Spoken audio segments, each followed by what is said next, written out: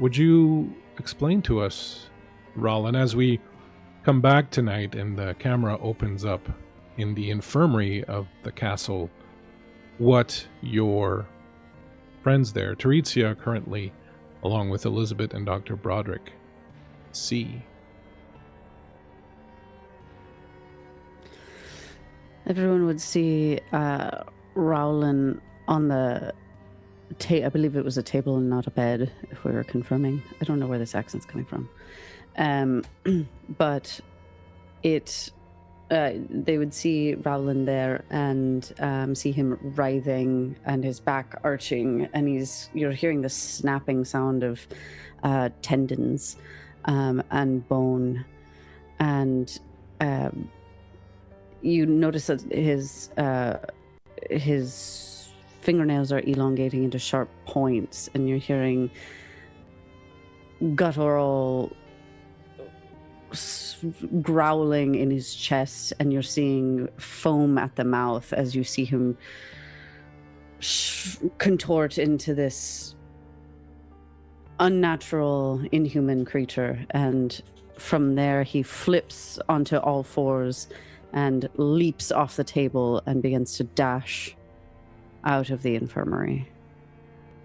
What you are witnessing in front of you, my friends, appears to be a werewolf, a humanoid wolf. The presence of the werewolf is rather frightening. So, Elizabet, you have encountered Raulin before, so you don't need to do this. However, Dr. Broderick, you will need to make a fear check. So you'll roll either your logic or your empathy, whichever one you choose. Okay. And because you have friends in the area, you can add an additional die to that pool. Okay.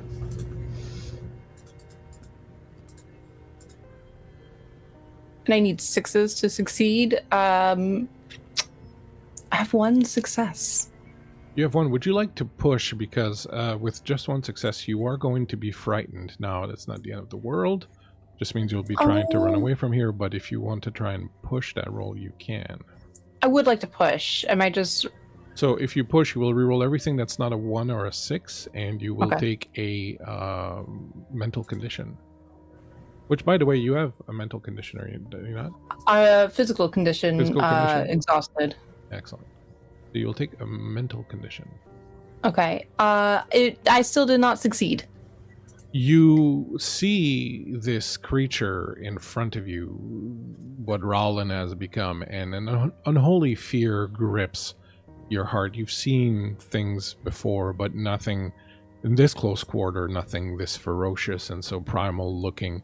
And with a scream erupting from your throat, you turn around and start running down the hallway. Let me see actually if Teresia would run away.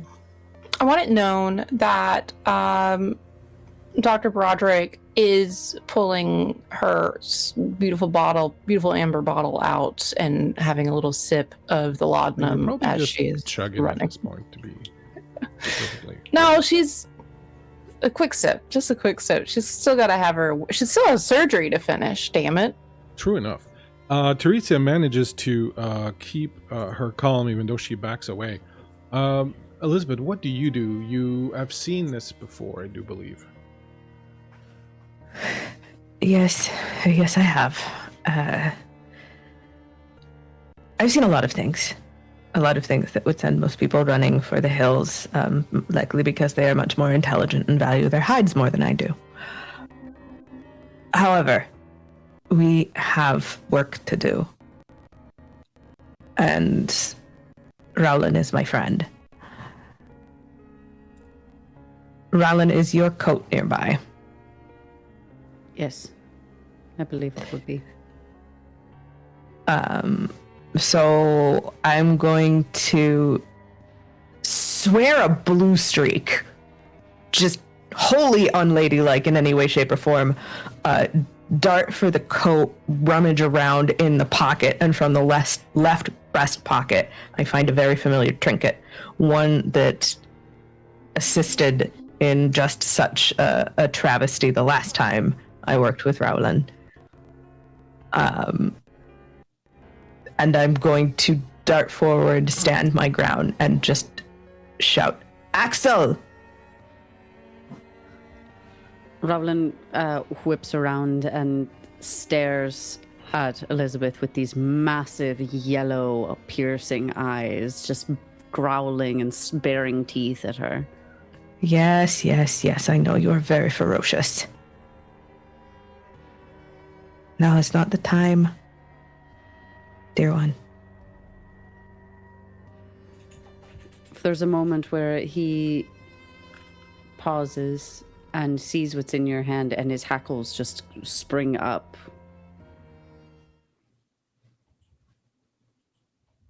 She'll take a step forward and hold out this handkerchief. You hear a low... Axel. Come now.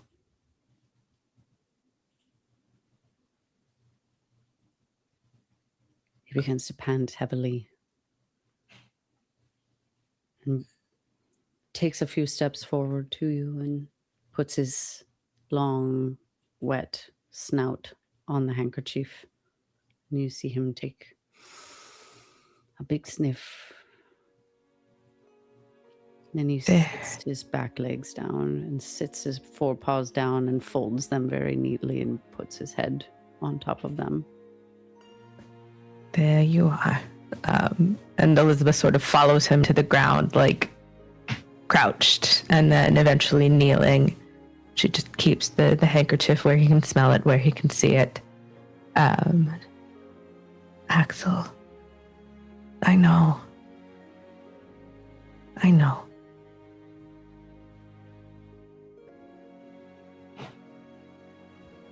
Axel nudges the handkerchief open, and you see there's a lock of hair tied with a red ribbon wrapped up in the handkerchief. Elizabeth will set the handkerchief on the ground with the lock of hair. Just leave him be with it. Truly like a puppy with a Kong, like being quelled. Can you, Raulin, actually, we'll start with Elizabeth. Can you make an empathy and inspiration roll? Yes.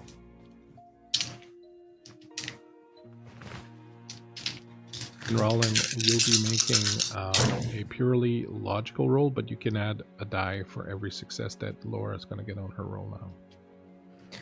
That is 2 successes.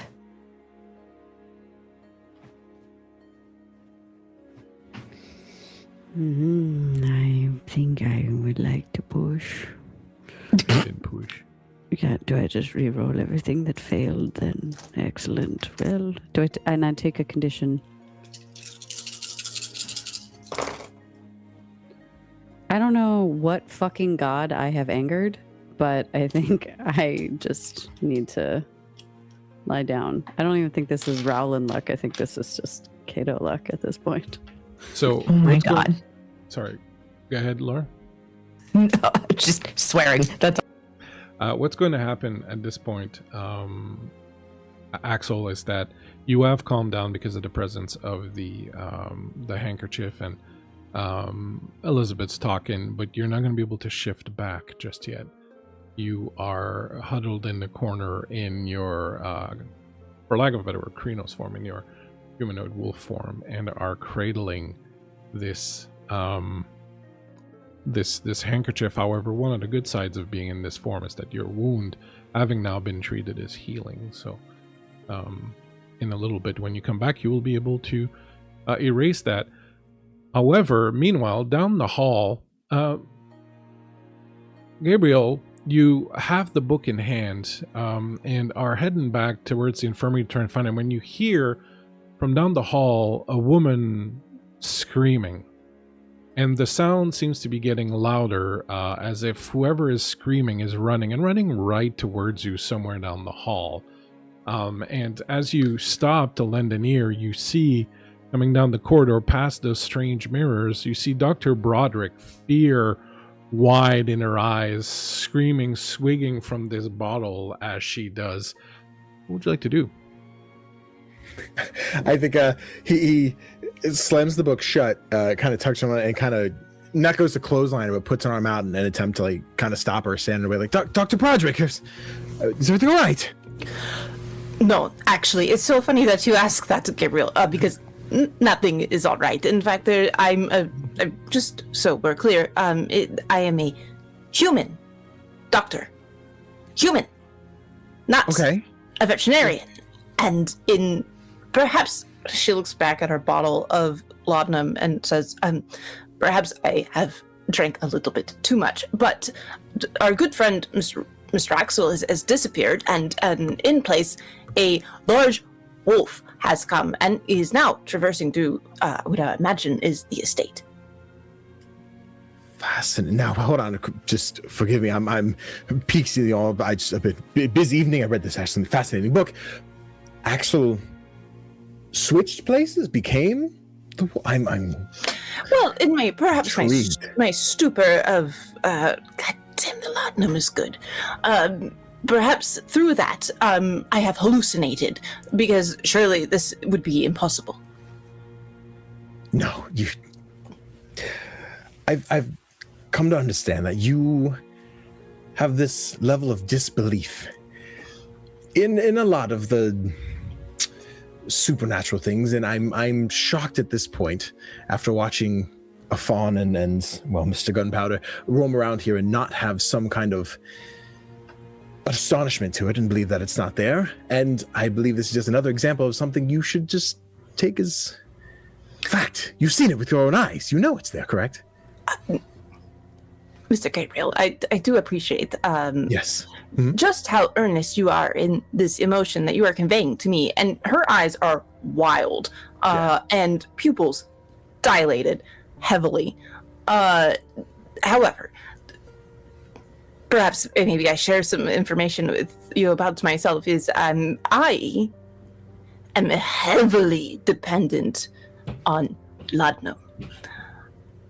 And I can be for sure honest with you, sir, that I don't believe I can trust everything that I'm in fact seeing. Now, through heavy experimentation and the scientific method, which is in fact the Holy Bible to myself, perhaps we could come up with a correct answer, not fairy tale. Okay. Then forgive me, I'm not the most informed on the scientific method, but I'm assuming going by logic, fact, and information is what will confirm something for you. Yes? Correct. We perform through the steps of the scientific method, which would be our hypothesis, and then, of course, our experimentation, of course, and then we would come up with a conclusion that's sort of a synapsed version of the scientific method. There's a little bit more to it, and a little bit of data collection. It's quite fascinating, actually. I would really appreciate it. I got you're doing the rambling thing. I have to cut you off. I apologize. I didn't mean to interrupt. But no, it sounds quite like all right. We have a hypothesis that there is an extraordinarily special wolf down the hallway. Correct. And it sounds like to get that conclusion, we are going the wrong direction. So we should go back that way. Oh, I don't like that idea at all, actually. I think it's an excellent idea. Oh, no, the nice young lady Elizabeth is back there. I have left her alone to deal with it on her own. All the more reason we should go back. We can't leave her alone.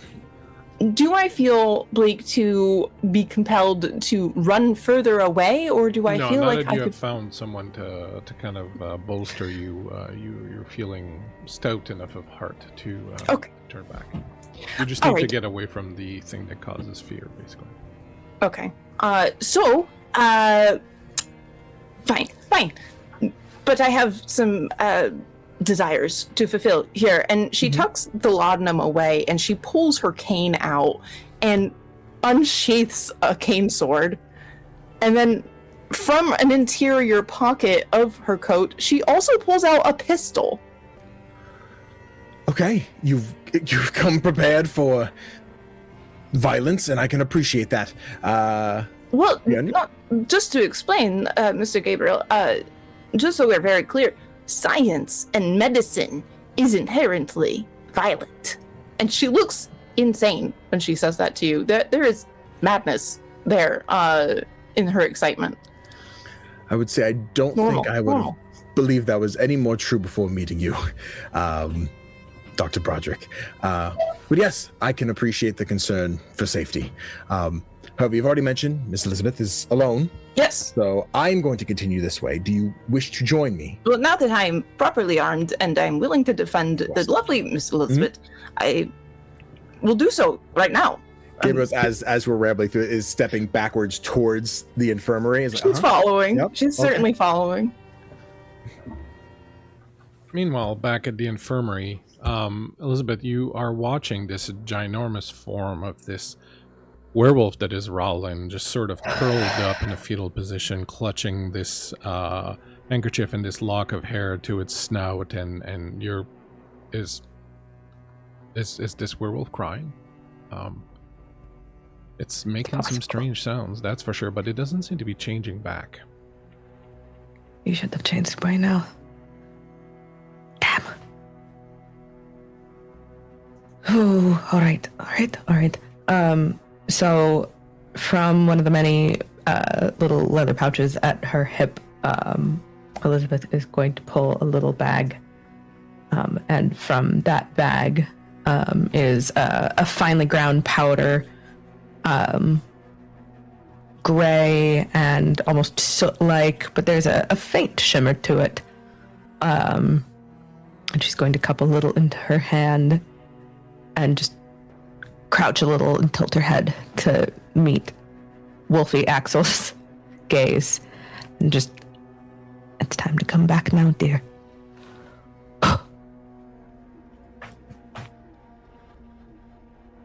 I think your character knows enough about curses to kind of understand a little bit how to circumvent them to a certain degree. You are aware that sort of putting a pause on this particular curse for a little while, forcing him to change back, is probably going to have a little bit of a cost, but you can go ahead and do a magic roll. So it's your magic plus you're using the troll powder. Yep. Troll dust. That's a lot of dice.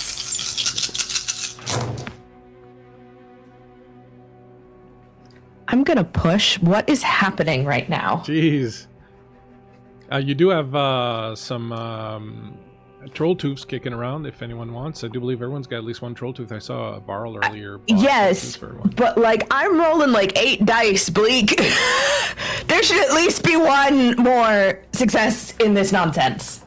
There should. Jesus. Fuck, fine. Devil's Luck. Excellent. So, how many dice was that total between the two lot that Kato rolled and the first lot that you rolled before we got a success? What makes you think I had any successes on No, that? but that's what I'm saying. Like, before we had any successes, it was your 2 lots plus one of Laura's lot. Yeah, so like that magic roll is just like, if I don't use anything else, that's still 6 dice. With the extra oomph from the troll bag, that's another 2 dice. That was 8 dice, and somehow I only got 3 successes, and that is after pushing.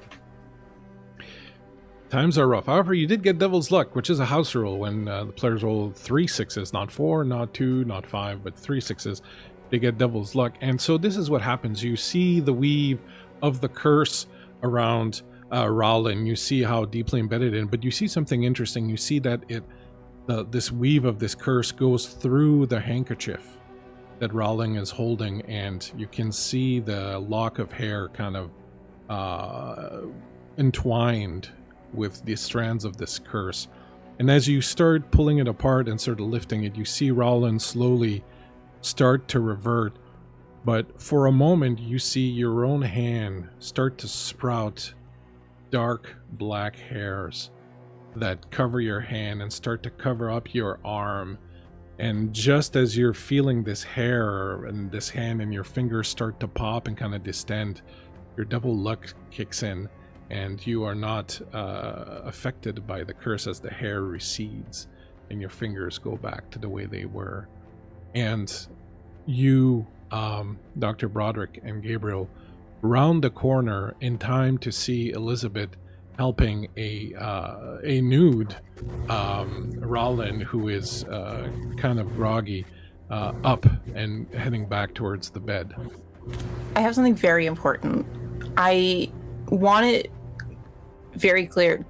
Dr. Broderick rounds the corner, jumps with her legs spread apart, one hand with the pistol, the other hand with the sword, and goes, "Ah!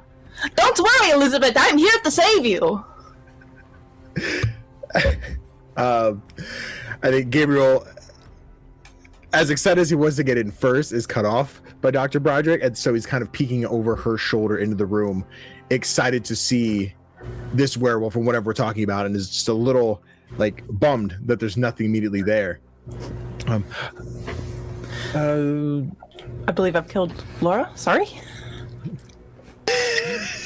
I'm sorry, the delivery on that was like the best thing I've heard all week.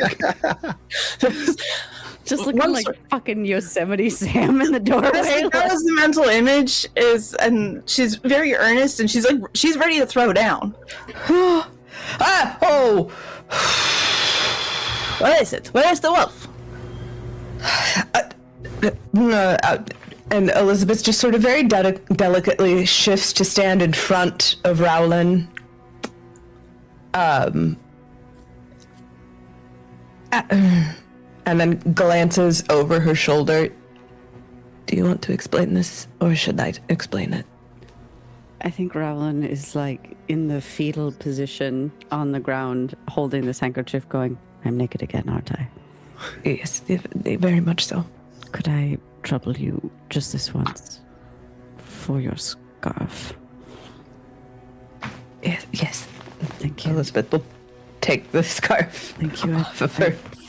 I promise I'll clean it. And Raulin stands up with the handkerchief in one hand and just kind of one-handedly, haphazardly wrapping the scarf around his waist, and turns and looks. Makes himself a little sarong.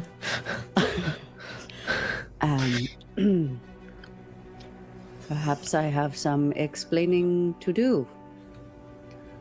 You can do all the explaining you want, but you'll have to do it from the bed, says Teresa as she comes out of the room and seems to kind of have calmed down a little bit. She goes, "I'm not sure exactly what is going on here, but you will go back to bed right now and you will lay down and you will take some rest. I'm sure the good doctor here." "Doctor, are you quite all right? Are those weapons in your hands?" "I'm perfectly fine." "I think the doctor will agree with me that you should be in bed, and you can all discuss to your heart's content once Raulin is resting down. Come on now."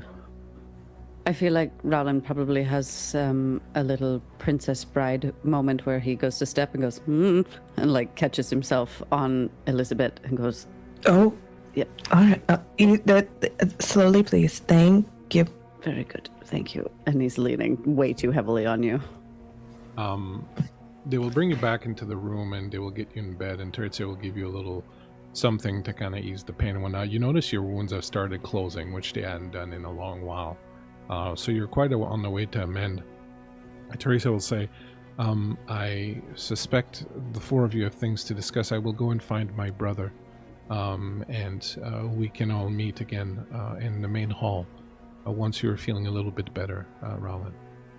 And she leaves you a little tincture or a little bunch of herbs. Says, "This is the rest of the moon vein. If you find any pain or if you find that you're having difficulty healing, you can make a tea with this," and she will leave you the moon vein. Thank you very much, Teresa. I apologize if I have frightened you. It was not my intention. I need to sit down. And so you find yourselves, all four of you, in the infirmary, surrounding Raulin, who is looking a little bit better in the bed. What do you all do? Of course he's looking better. I'm a brilliant doctor. Yes, Doctor, I think it is safe for you to put away your weapons. She will sheath the sword cane back, and you'll now realize that the cane that she has been carrying around has been a weapon this entire time.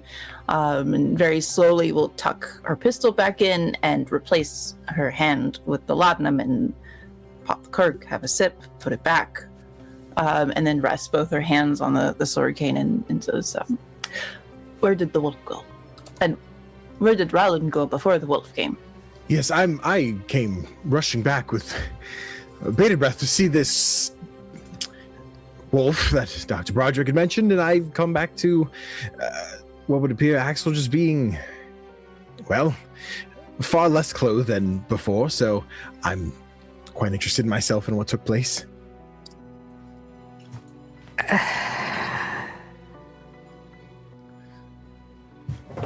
Well, you see, I suppose there's no beating around the bush anymore, is there? Out with it. Spit it out. You all must understand something. It's very difficult for me to... and I glance over at Elizabet just to see what her reaction is at the moment. Elizabeth has taken a seat at Axel's bedside, and she actually seems to be taking care of the remainder of the herbs that Terexia has left. Doesn't seem to be overly stressed. However, she looks very tired. You see, Elizabeth and I have known each other for quite some time now, as you may have gathered. And I'll just, as Dr. Hilda said, out with it. I am a werewolf. Dr. Broderick bursts into a very loud fit of laughter and sort of throws her head back and then looks back down to Axel and says, "That is very funny. I like your funny joke. Gabriel tried to make the same joke with me and I did not take it. I will not be fooled." Gabriel has this childlike wonder across his face as he's just like, unbelievable. I thought you were astounding just for interacting with the Vaesen, but you yourself, I'm fascinated. Tell me everything. No, I won't. It's quite personal, but I will say that it is, while wondrous, still a curse. One, in fact, that has, I'm quite surprised that Elizabeth and I are still friends after all of these years and the many times that she has now had to talk me off the ledge. I will say that I know the wolf that bit me, and I know the wolf... Well, I know of what happened to him, so...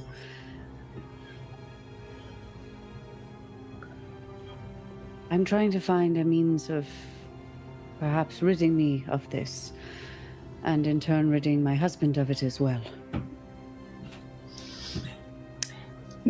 You said the wolf bit you.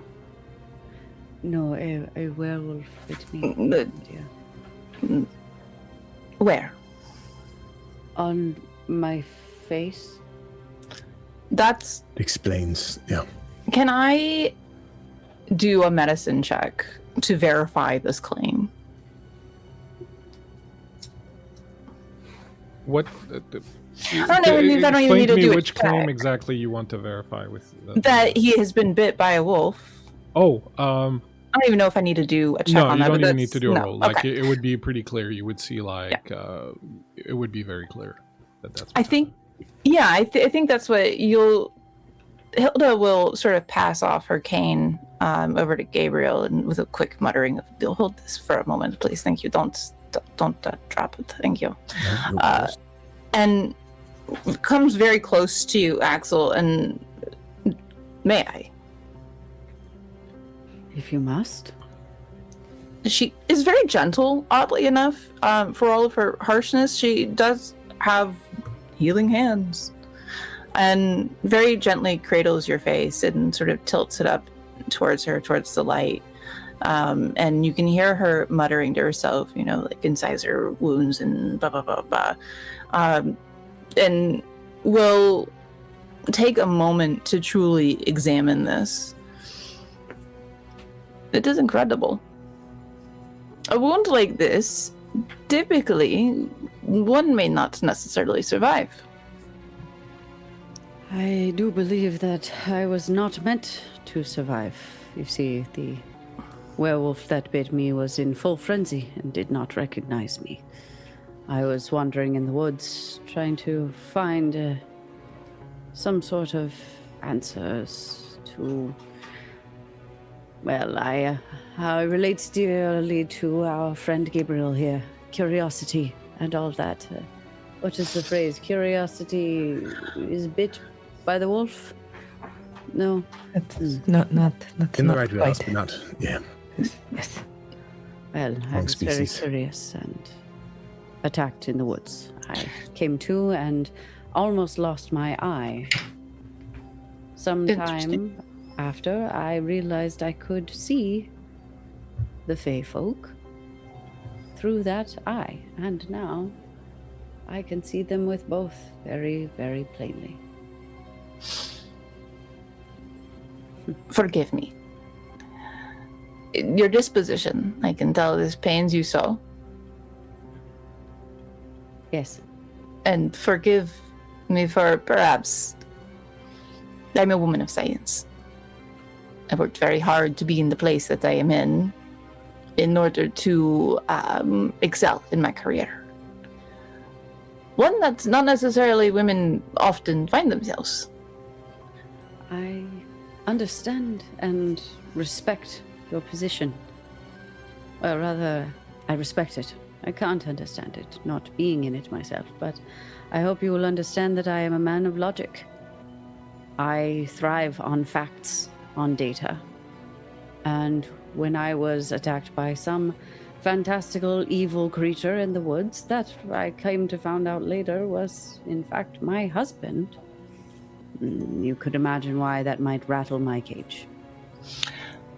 I could imagine that to be rattling of your cage, and tell me that. You speak of faith folk as you can see them in dilly-dally. And she feels the weight of the bottle of laudanum in her pocket, and you can see her sort of pat it for a moment.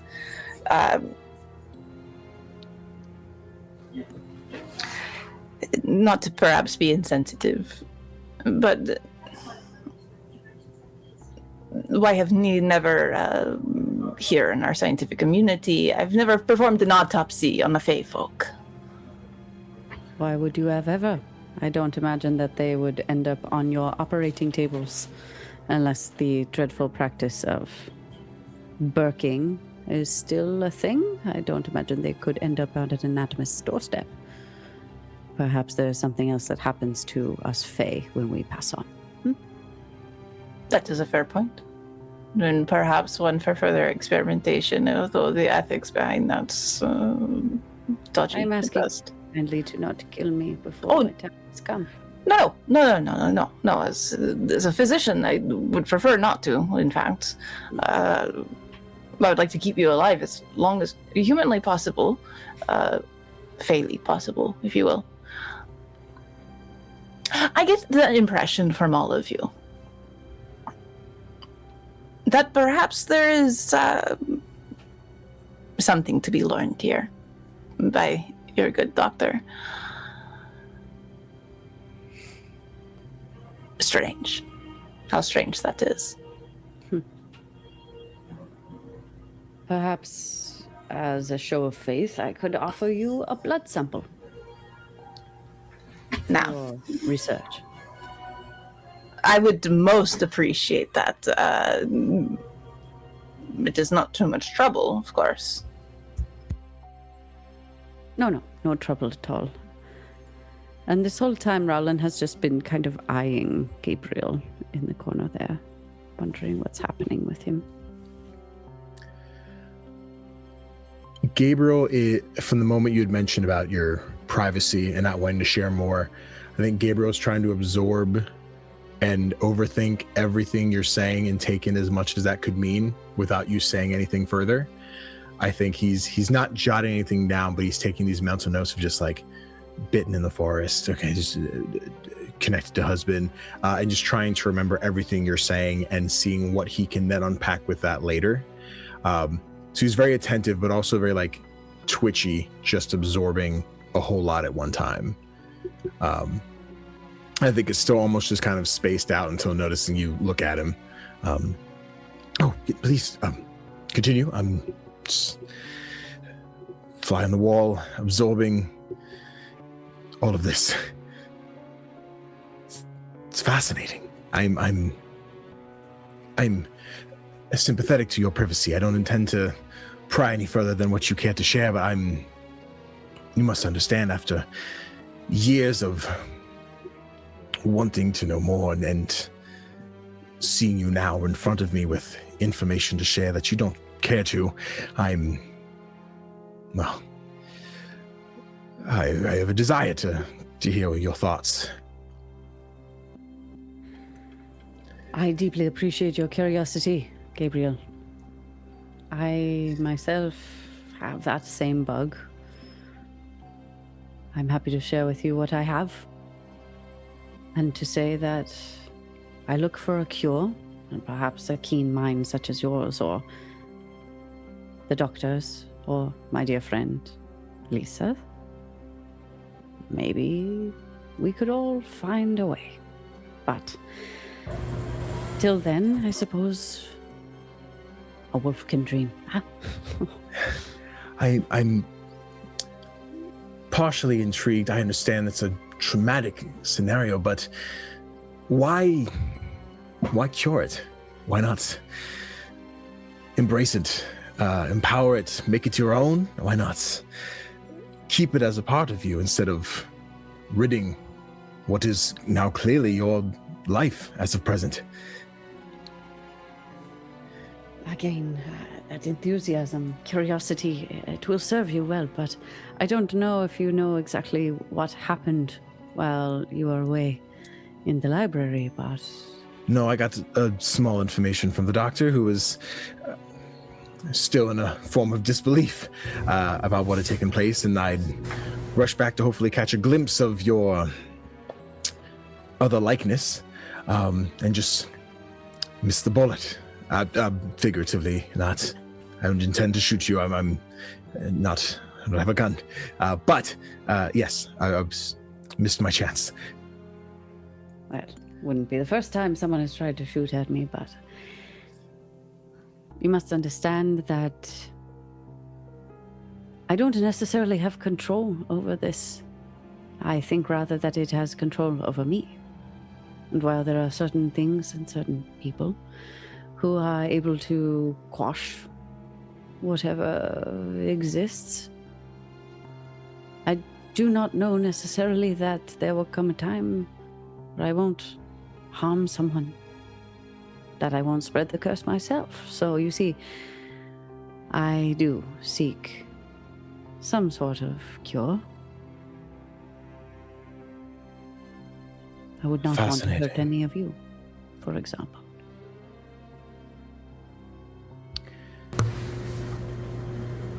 Of course. I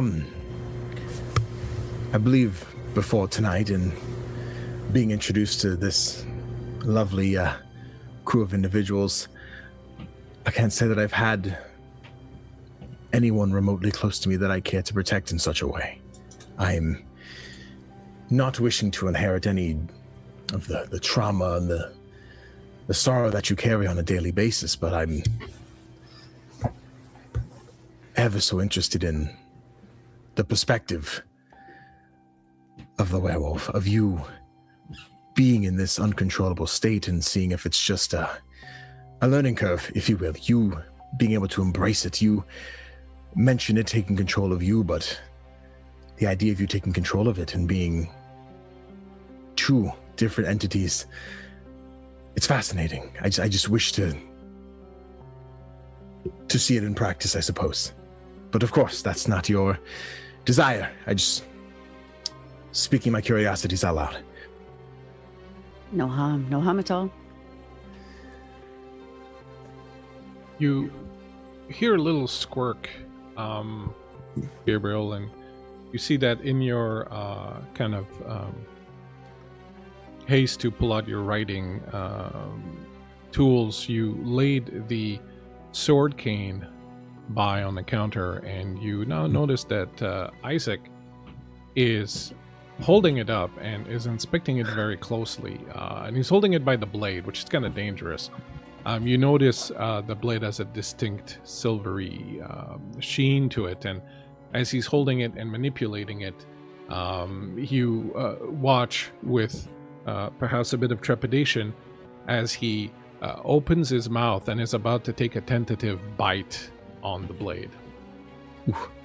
Isaac, no. Yes, don't. Right. I think he reaches out and just kind of takes his center finger, just kind of pushes his head back. Doesn't like push him off the sword, but keeps his mouth away from it. Like, nope. But we come on. We don't play with things that don't belong to us. Correct? I think he just kind of restrains him a little bit within his palms, just kind of the head peeking out between his hands. Can you give me a logic plus investigation roll as you pick up the blade? Of course. Oh dear. Oh no, this sounds oddly familiar, does it not? What the hell is that? Oh dear. Do you spit on dear. this thing? 2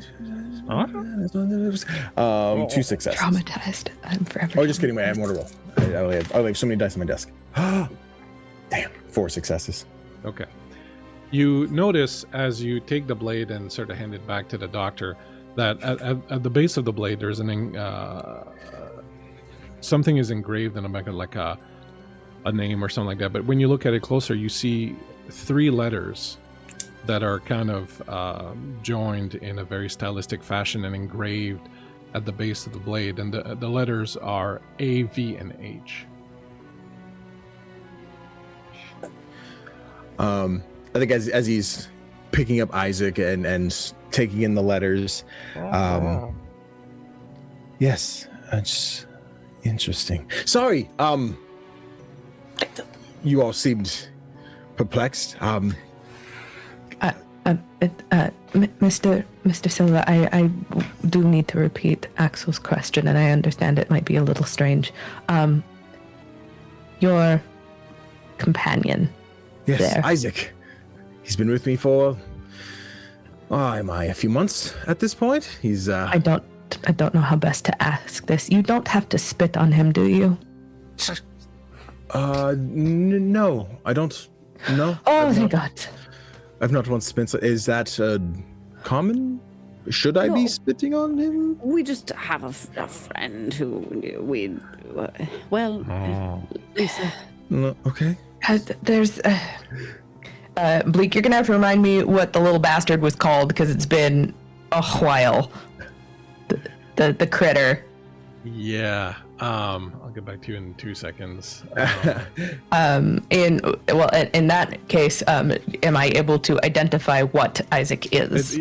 Well, you go ahead and give me a logic plus learning. It kind of has a little bit of a similar look, but it's definitely not the same kind of thing. The other thing was very clearly kind of insectoid. This is more lizard-like. While that's happening, Dr. Broderick is inspecting Isaac closely. I think Gabriel kind of opens his hands a little bit, not to let him like loot, but like up onto his arm. So he's almost like perched like a bird at this point, just kind of hanging out. And as you would hang in, Isaac is also just kind of nose to nose, intriguing you. That is 1 success. A whole 1 success. Yes. You don't know what kind of creature it is. You know that it's not the same kind of creature as the other thing. And while you don't know the specific type of creature, you know that it is part of a type of creature. I'll tell you in a second. I'm looking up the first creature here. If you give me a second, I'll tell you. The first creature, the one that you knew about, that you had met back in the day, was called a Spiritus. The Spiritus is a magical being that often appears in the form of shiny black bug or small white snake or worm. It is said to be in league with the devil, and humans can use it to gain wealth, love, or success. So that was the first creature that you had encountered. This particular one is called...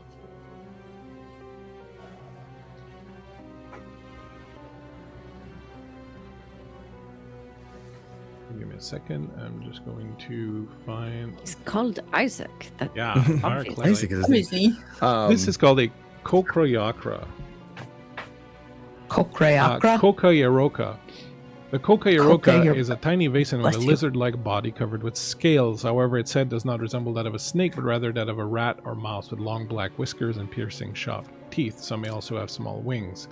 The Kokayaroka, are known to collect children's baby teeth. When a child loses a baby tooth, they need to leave it on the floor for the night or drop it in a mouse hole.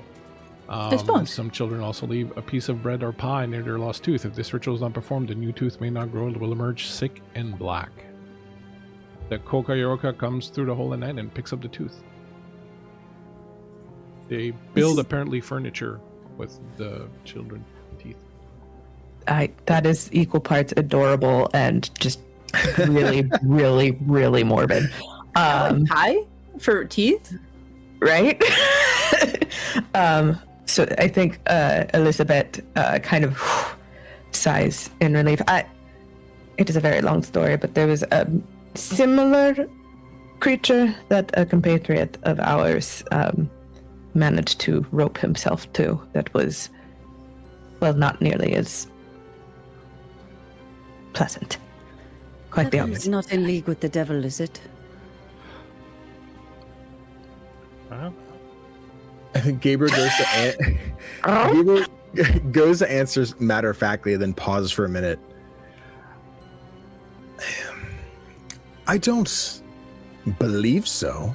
I think you could say things he and like-minded Vaesen have done would be devilish, but I can't say directly connected as far as I know. Well, and Raulin leans down a little and offers just an index finger and just to give like a little pat on top of the head. Says, there.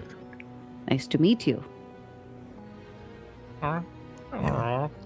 It kind of looks up and it reaches out and it pulls your lower lip down and examines your teeth. All right, guy, you're being intrusive. I think.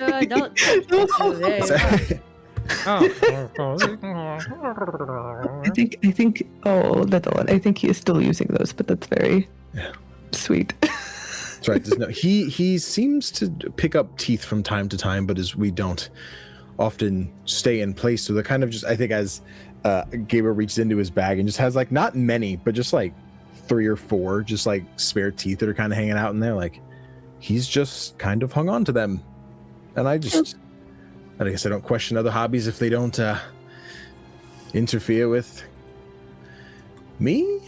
Yeah, that don't seem to be my problem. Thank you very much for the Raid Tales Archives. Thank you for coming in. We appreciate you. We're Hello. playing Vaesen. Happens. And I have a there's lizard taking teeth. Literally the tooth fairy. I think Dr. Broderick sort of gives a good once-over on the creature. Do you mind if I hold them for a moment? As Curious. long as he cares to join you, he bites. So be gentle. So do I. Come here, little creature. That is true, of course. It climbs up into your hands and looks up at you and tries to pull your lower lip down. She sort of rears back a little bit, and she looks at the rest of you and says, I'm not the veterinarian. And she is going to do the breed standard on Isaac. And hold him up like a little show dog. Tiny. Yes. Like a tiny little lizard rat show dog. This is literally the face that Isaac is making right now. I'm curious. Oh, what they're doing. Very strange. Good spine, though. Coloration is interesting. And skeletal. Elizabeth is trying very hard not to laugh. And she'll give him back. She's very gingerly with him, back to Gabriel, and says, I know nothing about this creature, but now I know more than what I did before, and I will make note of this. What a strange thing.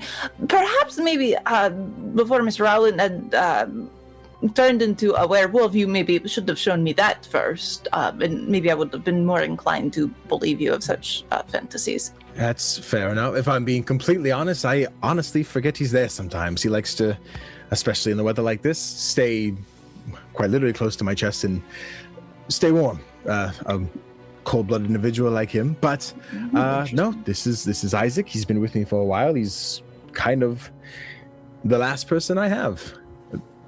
Last being I have in my life, and I cherish him greatly. I wish to take care of him, and well, I wish to see no harm come to him either.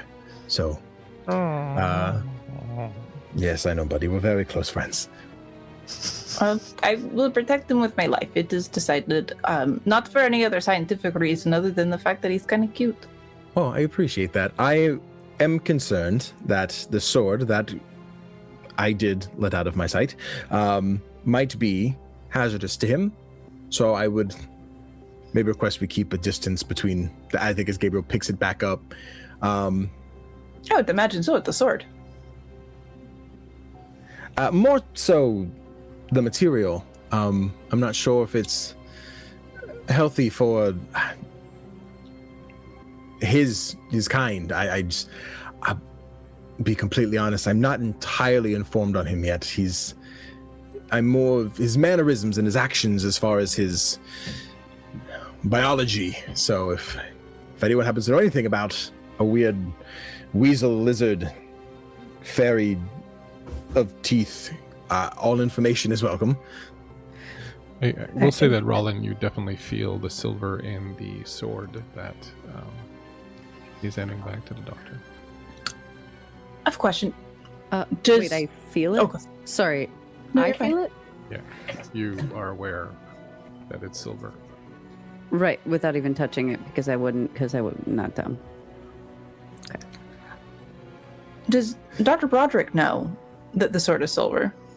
I mean, I think you think it was very pretty. There's kind of a silvery sheen to it. I don't think that you would know specifically that it is silver, but it has always been very effective against creatures. Mm-hmm. Or so your mentor told you when he gave it to you. Mm-hmm. Okay. Claire, you hear a voice say, and standing right next to all of you, Jeez. Mr. Vincent. Claire. What? He holds up a bottle and some glasses. Claire. Gift from the Baron. Oh, it's wine. Yes. Yes. Jeez, good. Yes, please. Say yes, please. the things Sir Vincent brings up. Excellent. Axel, absolutely not. He's Hands you tea. fine. Shall I Robert pour? takes. By all means, sir. Pour away. Just not for that one, I guess. Brilliant. And he starts to pour glasses for each of you. Do you require anything else? If possible, perhaps a small supper. I have been told by the Baron to ask you to attend him in the dining hall. When you are ready, there will be, indeed, victuals served. No. I did say victuals and not victims this time, did I? I sometimes make that mistake. Victuals. When is the Baron expecting us? By the chime of the clock. Very good. I imagine we should probably find you some clothes, dear. Oh, right. Oh, it's Bodkins. I'm still naked, aren't I? There's Your nothing rooms wrong have with been them. outfitted with clothes that should fit any and all of you. Interesting. Oh. Yes, we'll be about shortly, I suppose. Perfect. Mm-hmm. I suppose if there's not more to share, perhaps another night, and for now we get something to eat. You do remember, my dear Gabriel, that you had been rushing to them to tell them about a book you found. Yeah, I think as he goes to turn, I imagine you probably put it on the table and like kind of brushes past it, like, oh, I completely forgot. It just picks it up and starts sifting through it again. I went to the library and I found some fascinating literature. There was a book that every time I spoke or I breathed or I took a step, it was writing down every one of my steps and my actions. It was fascinating. I don't know what exactly it has by the end, but it was actively going. And then I found this book, and I think as he puts it on a table and just kind of opens it up, specifically to the page of the wolf eating the sun.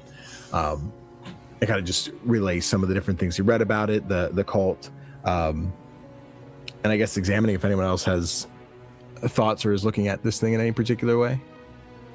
Oh dear. Yeah, no.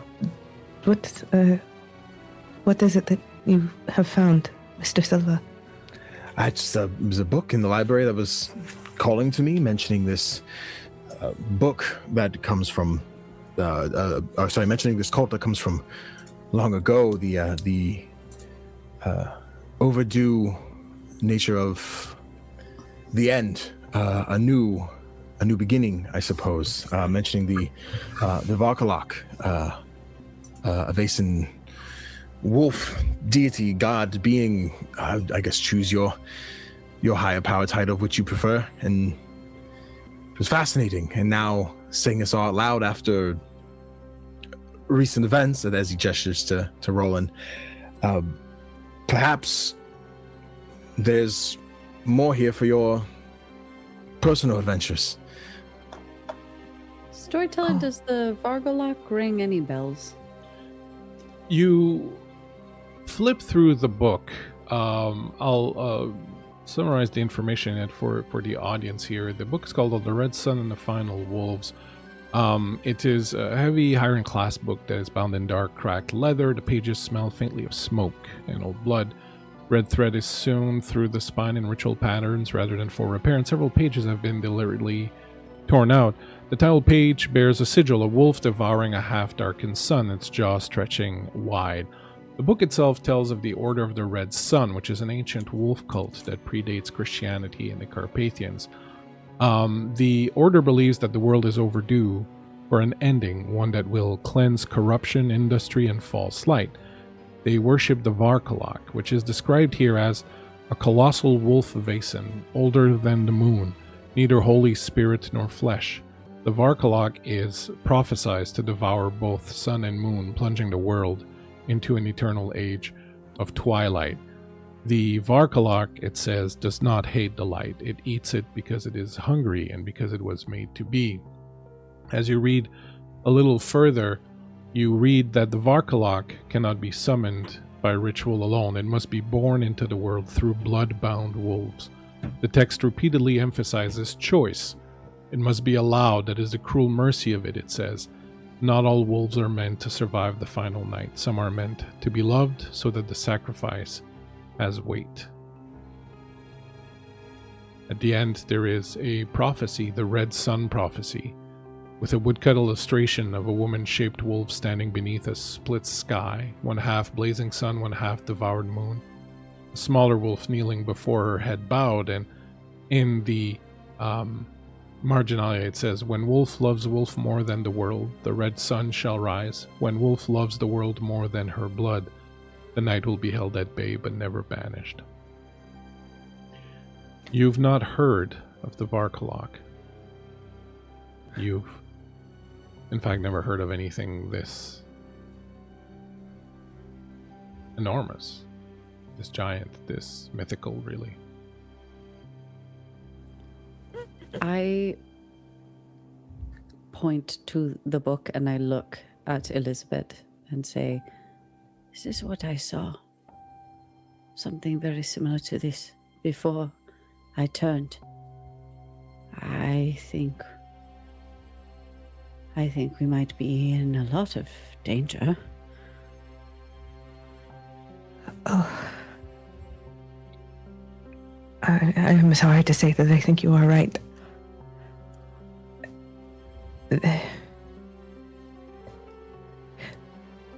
Mr. Silva, Dr. Broderick,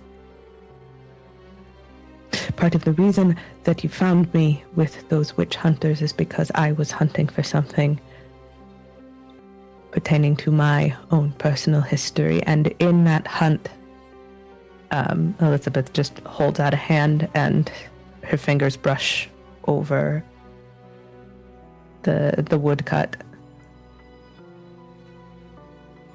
There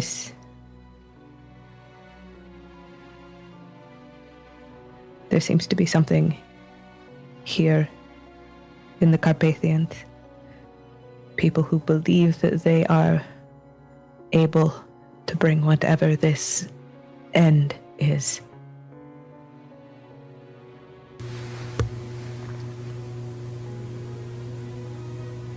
And she looks to the doctor.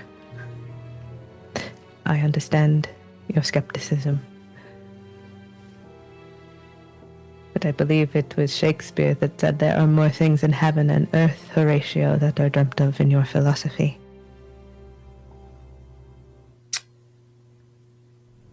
Perhaps then, in this imminent danger that we have now found ourselves to be in, there is discovery to be made.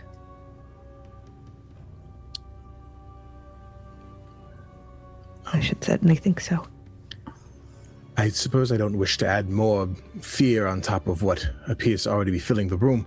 But when I did speak with Sir Vincent, he had mentioned the books in this library. They're written through tales of those who pass through here. They're not delivered. They're not from other lands. They're kind of told of the experiences of people that come through. And I'm understanding that this book tells the tale of, well, another that's come through here, whether recently, long ago, or what the case is, but the final chapters are clearly torn out here and missing, so perhaps there's an end of a tale to be told right in front of us.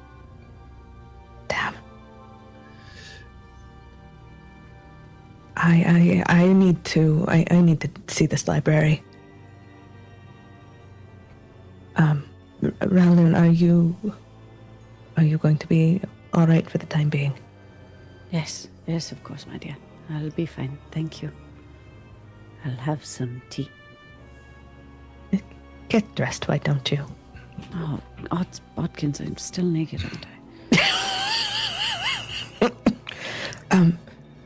If the two of you would like to join me, that would be amenable, but I do not, I would not request it of you if you would prefer to be prepared for dinner. I mean, I did enjoy my time in the library. I won't be opposed to going back. I would like to perform a blood draw on Axel, but I would also like to perhaps find some wanderings of my own, curious with the curiosities that I might have. Well, if you come along with me, we could rather rapidly do the blood draw, I imagine. I also need to get dressed. I'll escort you. Thank you. Very well. So who goes where? Elizabeth is going to pick up the book and head for the library. Yep, and Gabriel will follow her. I would be going with Dr. Broderick to the infirmary and to find my clothes. You, without a problem, find your clothes. You are in the infirmary. You don't have to travel to the infirmary. You are there, and you will. I thought we relocated. I missed that part. I'm sorry. Oh no, you went back and said Teresa had asked you to come back to lay in the bed, and you find your clothes on the table next to or whatever, on the chair next to the bed where you were in, and you can get dressed up without too much of an issue. What will the two of you like to do after? I think that she would, if she can, she would take a very quick blood sample and tuck it away for further review when she returns back to Prague. But I would imagine that wouldn't take very long, and Dr. Broderick would look to Axel and say, well, shall we explore, or do you wish to rest? Well, certainly don't tell Lisa, but I like a good exploration. Your secret will be safe with me. I certainly hope so.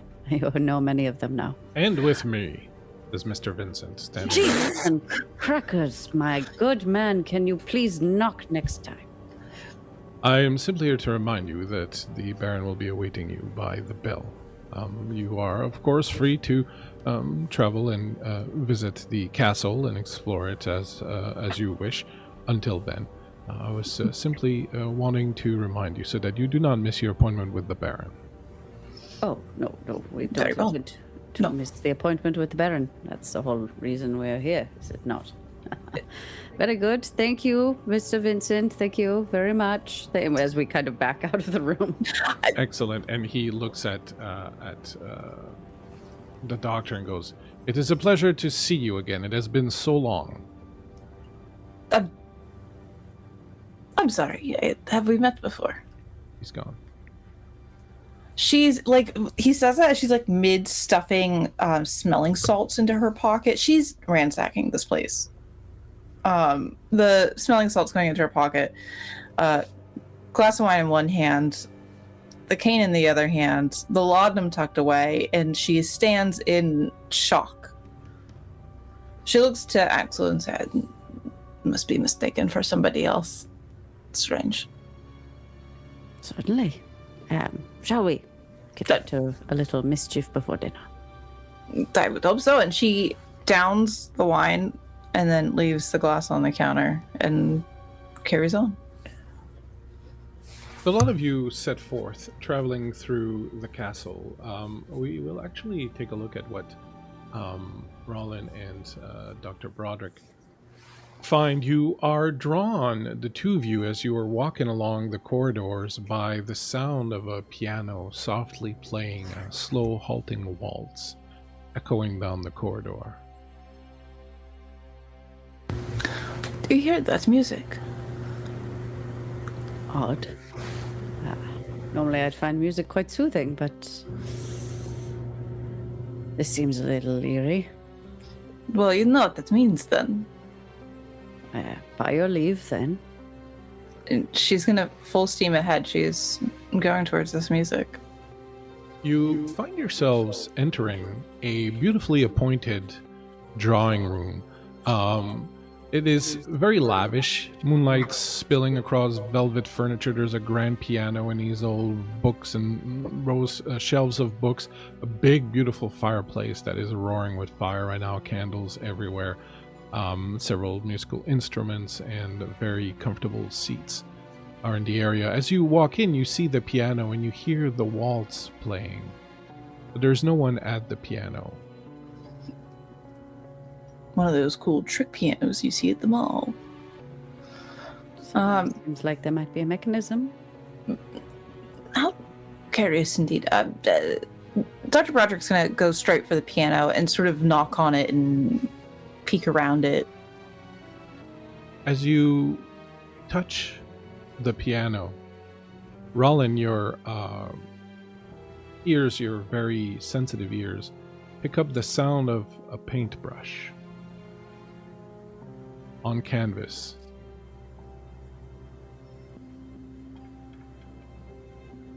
I very slowly turn around to see the source of that sound. You see a few things. You notice there are a couple of glass cases scattered throughout the room with various objects held in them. You also see near the fireplace an easel with a painting that seems to have a half-finished portrait. What is the portrait of? When you approach it, you see an unfinished painting that depicts a young woman with black hair. Her face is only partially rendered. Give me a logic and investigation roll, would you? Doctor, what are you doing? You are knocking on the piano, inspecting it. As soon as you touch the piano, it stops playing. She lifts her hands away. I didn't mean to offend you, Mr. Piano. After a short moment, not touching the piano, the waltz begins again very slowly, and you can see the candles, flames flickering throughout the room. How strange. She is sort of looking around the room. Do I see anything depicted on the walls? Any likenesses of the Baron? There are no portraits other than the one on the easel, and the only other thing that draws your attention that stands out are those glass cases that are scattered throughout the room. Can I look inside of the glass cases? You absolutely can. What did you get on your roll, Raulin? 2 successes.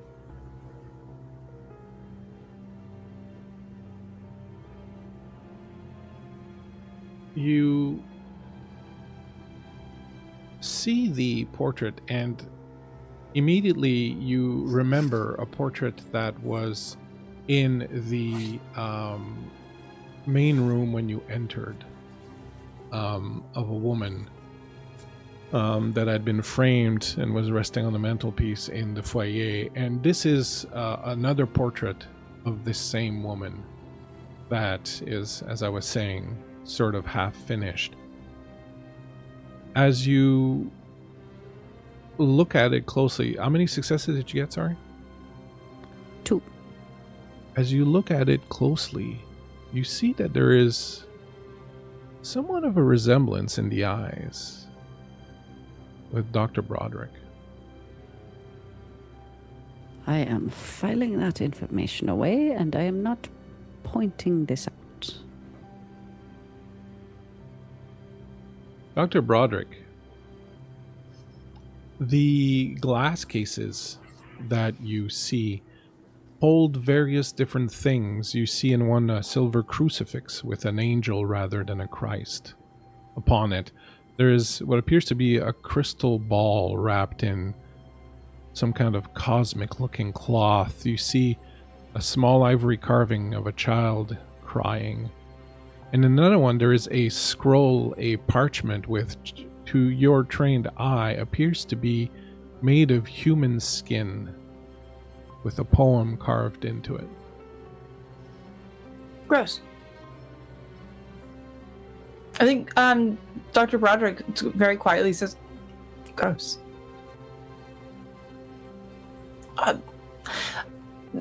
Excellent. Strange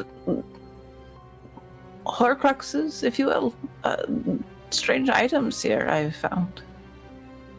Yes. Rowland's eyes lingering on the painting as he turns to speak to her. Strange curiosities all over the place.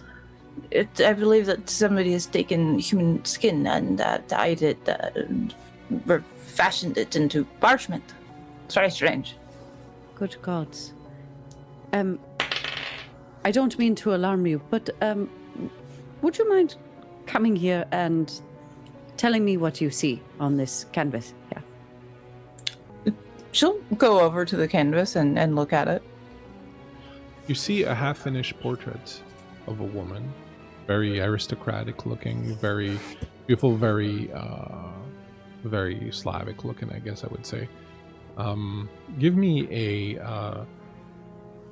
a logic and investigation, please. I would love Actually, to. give me empathy and observation. Okay, you would. I have less dice for that. Oops, snap. I have no successes. The portrait, you vaguely remember maybe seeing another version of this portrait in the foyer, but doesn't spark anything. Pretty lady. That's nice. Indeed. There's a bit of a resemblance to you, I dare say. Rather striking woman. Do I see the resemblance in any way? No, could be. Dr. Broderick puts the back of her hand to your forehead. No fever. How strange. You haven't had any of my laudanum, have you? Oh no, wouldn't dream of it. Would you like some? No, I'd best listen to Lisa's advice and abstain. I'm a doctor. Yes, and a very, very good one. I am grateful for your aid. I did not thank you properly. Thank you. You saved my life. It's because it's what I do. Nothing. She kind of gets awkward about it and doesn't want you to thank her and sort of shuts down for a moment and tucks her laudanum back away and says, regardless, beautiful woman, I see no resemblance. It's very strange of you to say. Certainly. Yes, understood. Shall we press on? I believe so. You hear a woman's voice then coming from the door. Are you lost? Look around. You turn around and see Runika, the housekeeper, holding up her little candle, and she's got her keys at her belt. Perhaps on the way to your rooms?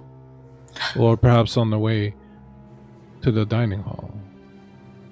Has the bell rung? I guess we didn't hear it. We were. And as you say that, you hear ding, dong, dong, We're actually on our way to the dining hall at this moment. It's so funny that you say that. We just happened to hear some music, and and she's like getting closer to Axel. Like, you better. We were me. very curious, and he loops an arm through Dr. Broderick's and says, "Shall we press on? I believe we are dressed for dinner. Is this all right, Herr Runika?" When you speak back to her, you see that she has started looking at the painting and is approaching it. Stares at it for a little while. You touch the piano. Yes, for the purpose of science. Was I not supposed to? You didn't tell me I couldn't touch the piano. No, it's all right. The painting seems to have progressed from the last time I was here, as all. What does that mean?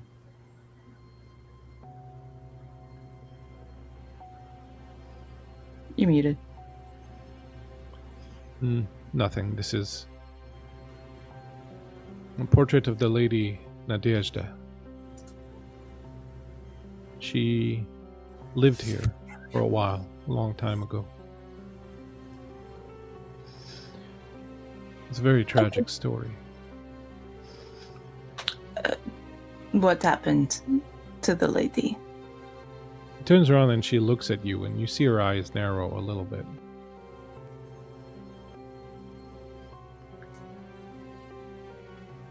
The Lady Nadezhda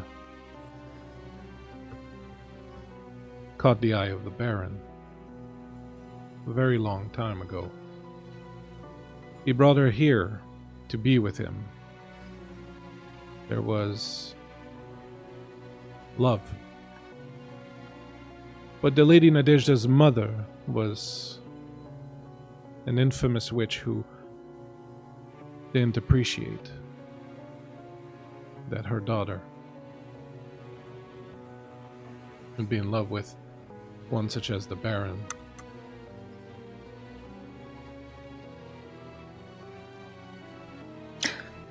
She insisted very strongly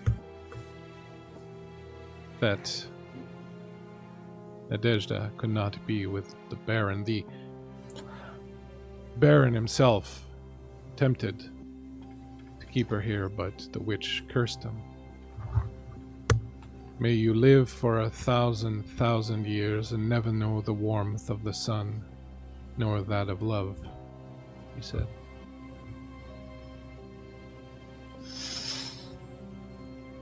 That seems a bit harsh.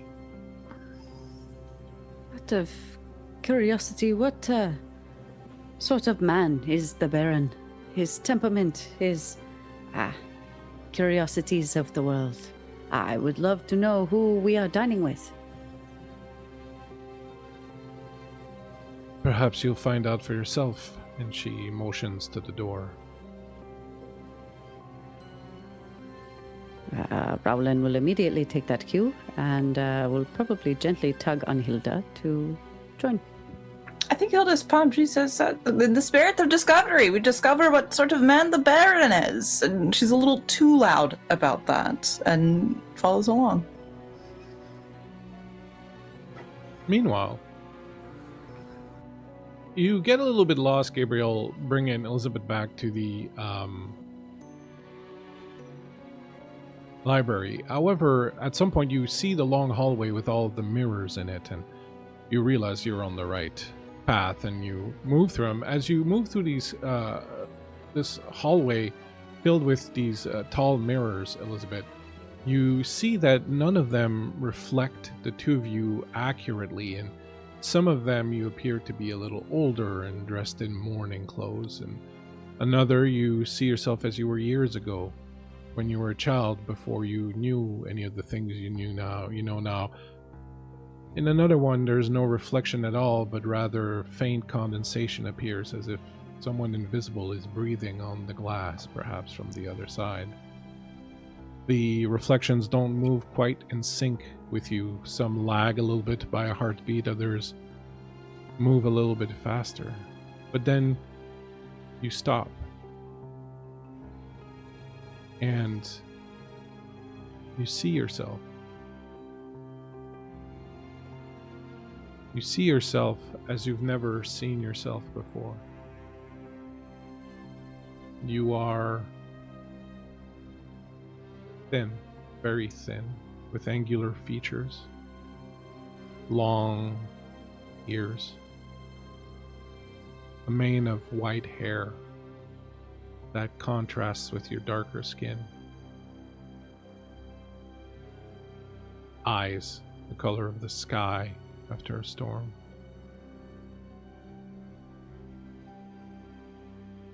You see the resemblance not to the mother that you knew, but to the other one.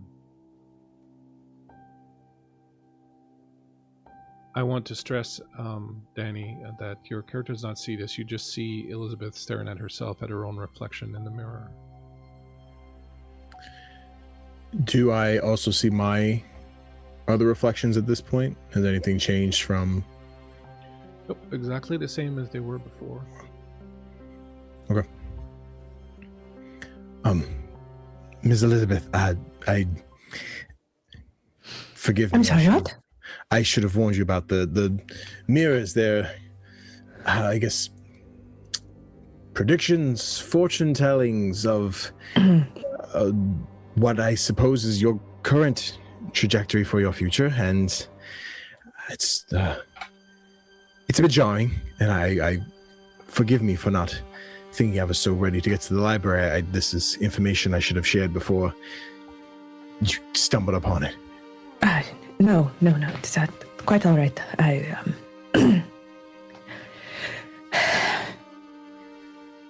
imagine there are some things that we are not meant to see past our own knowledge, but...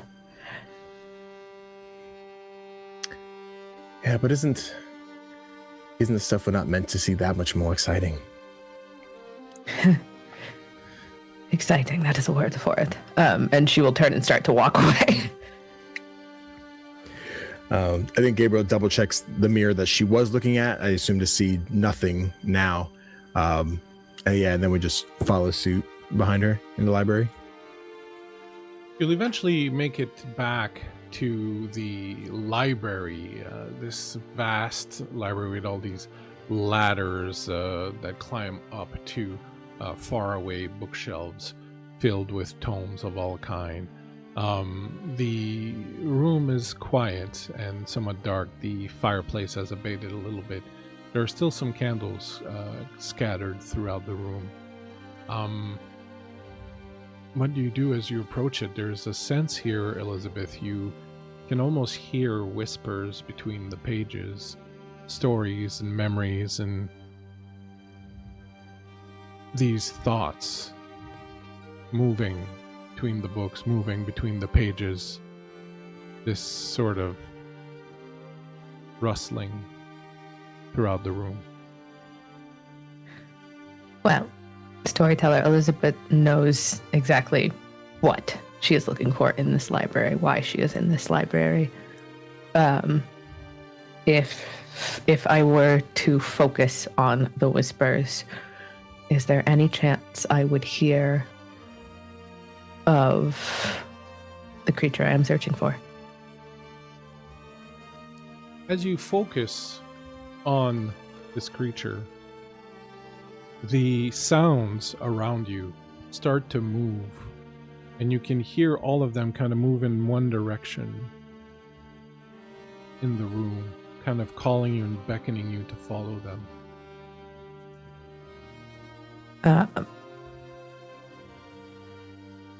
You see Elizabet kind of closes her eyes, cocks her head,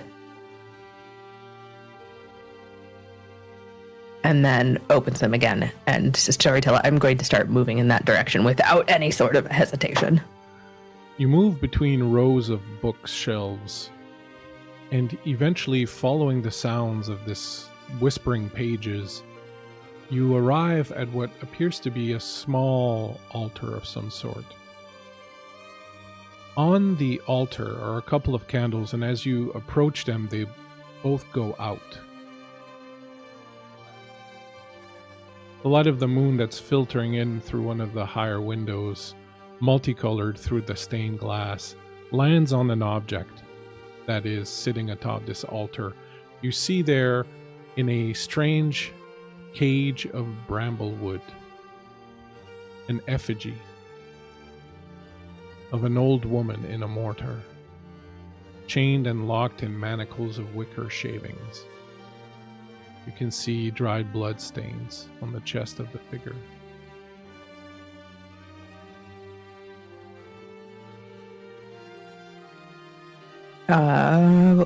Okay. With my knowledge, Storyteller, would I know what this effigy is meant to do? You can go ahead and roll logic and learning, or magic, whichever one you prefer. I'm going to do magic. You do have a few troll tubes kicking around. I think you have 3 each at this point. Cool. And that's 1 for 1, is that? It's 2 dice, 2 extra dice per troll tooth. Cool. I'm going to go ahead and use one of those troll teeth.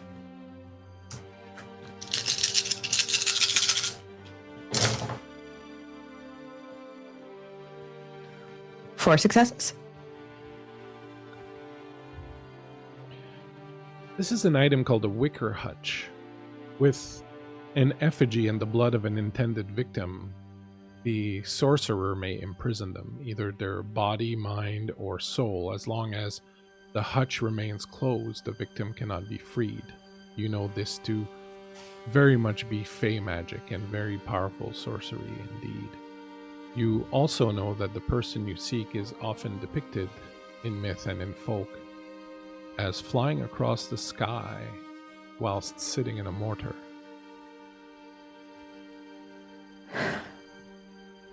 Damn. Is everything all right, Elizabeth? No.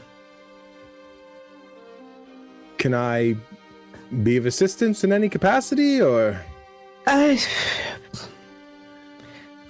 Storyteller, how old is the blood and such? Like, has this been done recently, or has this been sitting here for a minute? A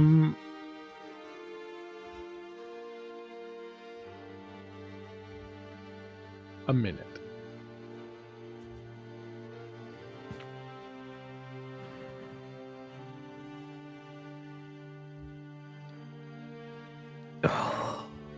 Mr. Silva? Yes, he is not immediately following you, but is kind of peering around the bookcases to see what you're getting up to. So he's in proximity. He's not like right there. Yes.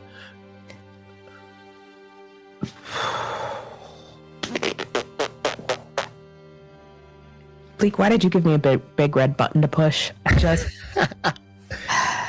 Push the button.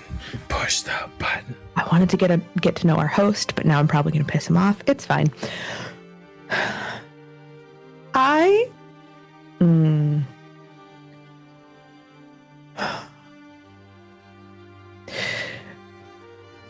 Did our companions in Uppsala tell you what it was that I was coming to find?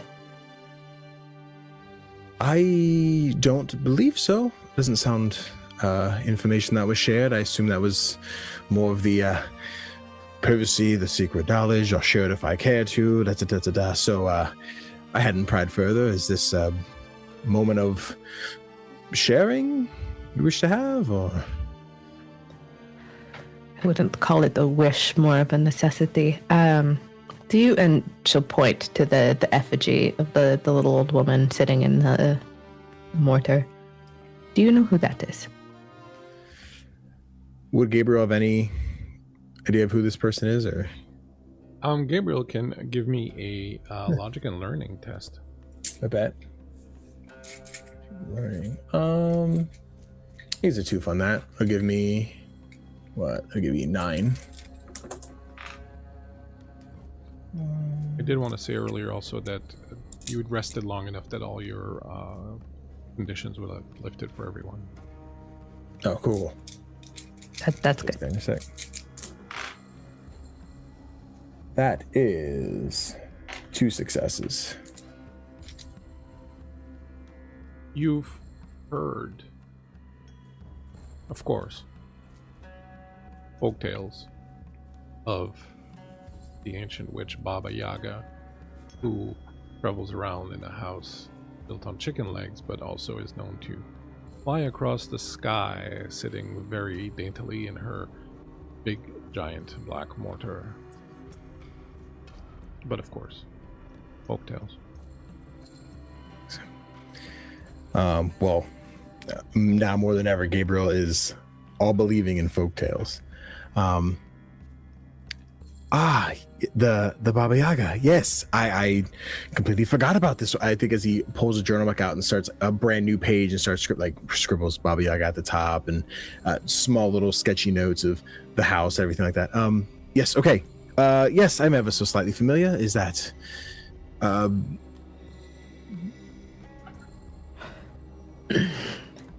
The issue is the contraption that they have this effigy sitting in is something meant to trap. And you can see Elizabeth kind of like rubs the bridge of her nose. The book that you found for us earlier. Yes. That cult. If everything is to be believed, the reason that they have her trapped is because they think she may be a part of this ritual of theirs.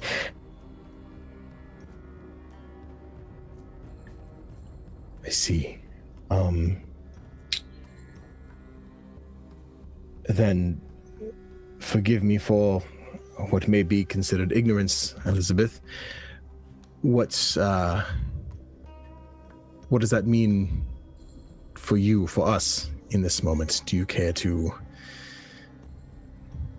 do something about it, or? It means that I may be about to break the rules of hospitality. Okay, I will then follow up. Do you wish for me to discourage? Do you wish for me to remain silent and spectate? I'm capable of both. I'm just more so in the position of, do you wish to be stopped or not?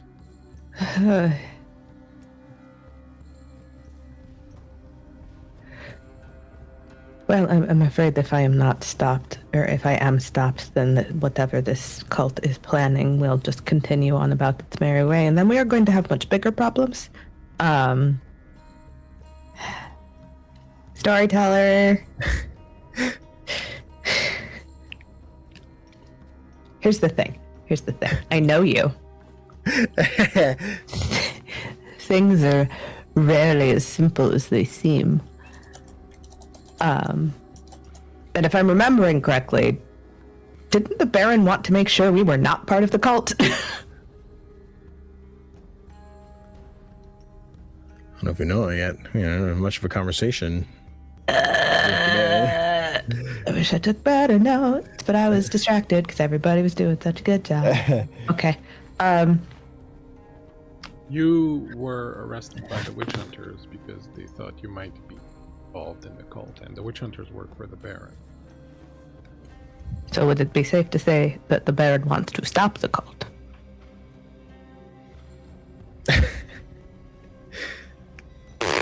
Fuck. Okay. Is there anything on this hutch that would prevent me from, I don't know, opening it? No. Okay. So Elizabeth is going to pull out a pair of gloves, like a pair of leather riding gloves, and pop them on. And she's going to kind of crouch and then look at Mr. Silva. If anything strange happens, I suggest you run. I think he takes a big step back. Yeah, of ready?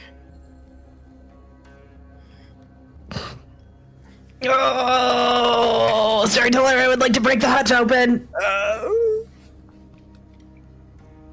would like to release Baba Yaga. Maybe she's on her side. It's fine. Meanwhile, Oh, that's crazy work.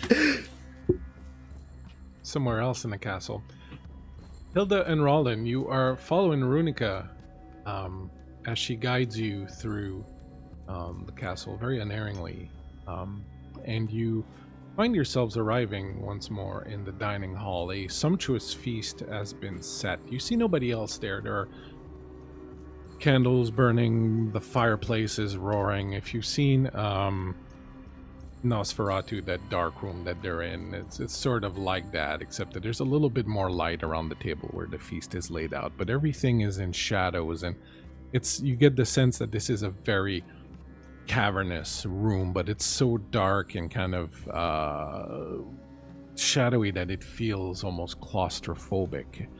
The upholstery itself is clean but old. The silver and the plates on it are also old and tarnished, but again clean. There's nothing that's covered in dust or anything like that.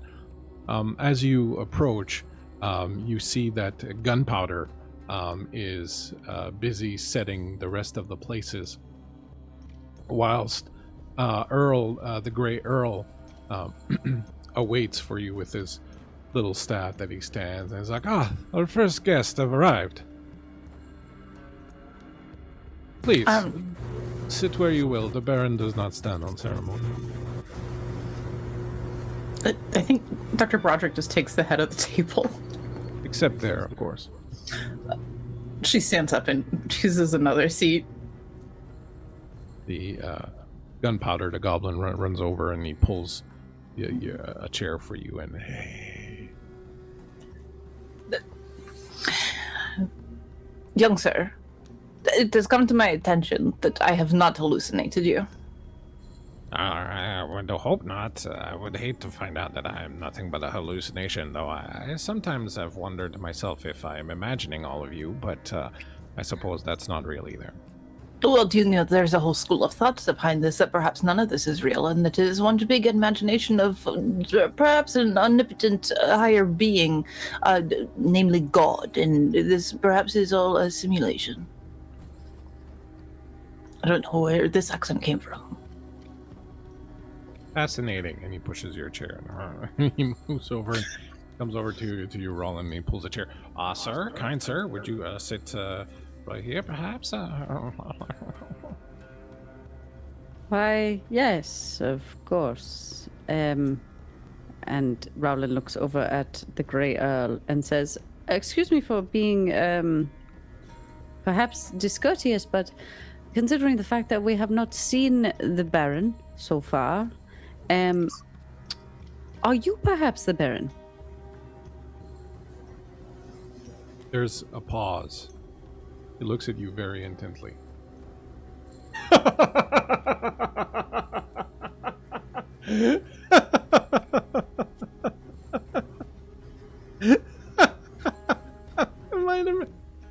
Okay, I take that you're not. I understand. Thank you very much for this. To be fair, Axel, it is kind of a funny comment considering that he is Earl and not Baron. It's two different titles. Well, Earl could be his name, you understand, and we haven't seen this Baron. I'm quite likely to believe that maybe he's not even real. I have never met anybody named Earl before. It sounds just like a silly name. Earl is a title. Is it your name? I'm so sorry. No, Earl was my title where I came from before I became the Baron's majordomo. See? Told you. Well, it was worth an ask. Sure. Silly goose. Perhaps I might answer some of your questions, my friends. I'm pleased that you have come to meet me. I am not very good with numbers, but I do believe that there are a few of you missing, and you see standing in the doorway, basically half swallowed by the shadows, is this form of a man. He is kind of tall and lean, long black hair swept back. He's wearing a dark cloak with fur around it. His hands are clasped in front of him. You can't quite see his face too well in the darkness, but he appears to be strikingly handsome.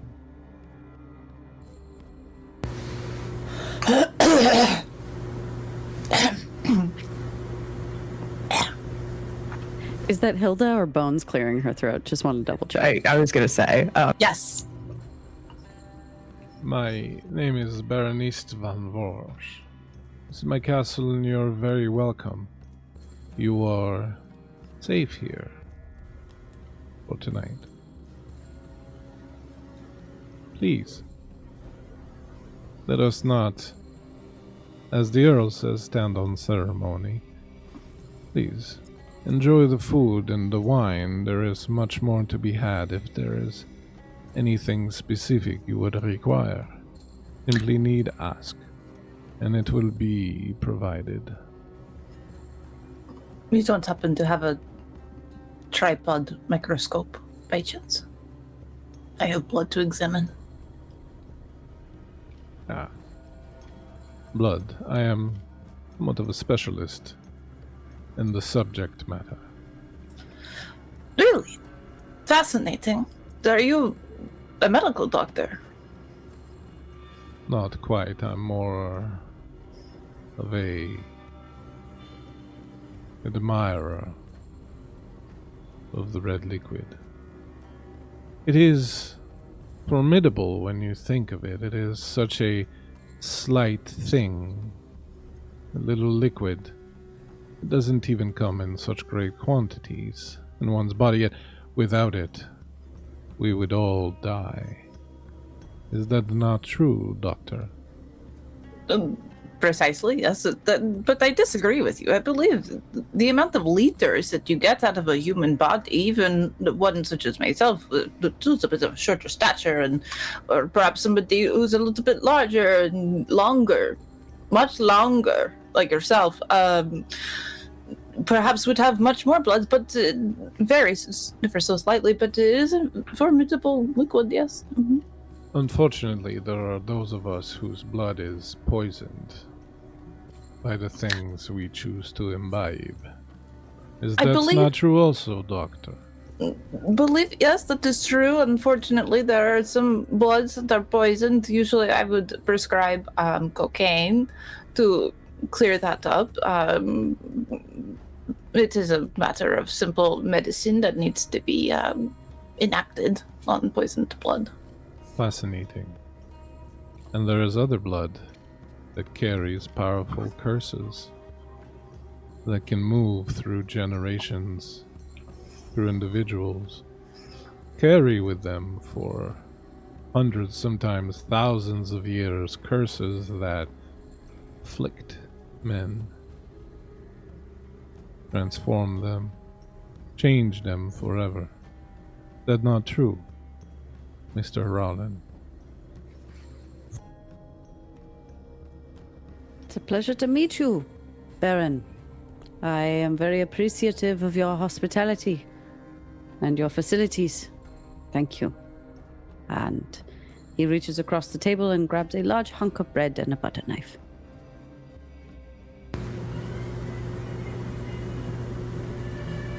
Would you dare sit with us, Baron? Of course. He moves closer and you can see him, and he is quite handsome, if somewhat old, rustic looking a little bit, very pale, his skin looking almost like cold stone, marble perhaps. He pulls a chair and sits, and the Grey Earl comes and pours wine for him from a carafe that he takes back with him after, and the Baron reaches out and takes it and takes a sip. Excellent. Wine truly is the stuff of life. Some of us appreciate it more than others. I have better fixations.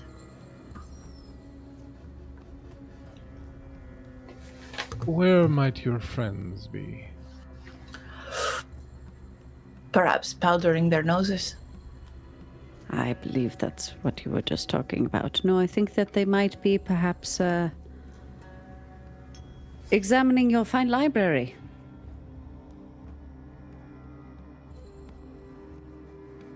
How boring our dreadful life would be without the written word, without poetry, without prose, without fine lyric. There is such a wealth of knowledge and wisdom and beauty to be found in the written word that I would find myself quite bereft if I were not gifted with such an extensive collection. A collection that grows with every guest we have here, though we don't have that many anymore. But I am happy to say that your passage here will be commemorated, and we will remember you in perhaps generations from now. There will be people who will be reading about Dr. Hilda Broderick or Detective Axel Raulin. Your story is immortalized forever. That is indeed true immortality. To have your stories told generations down the line. Would someone see to that fucking cat? Grey Earl's like, yes, absolutely, right away, sir. And clip, clip, clip, clip, clip, clip, clip.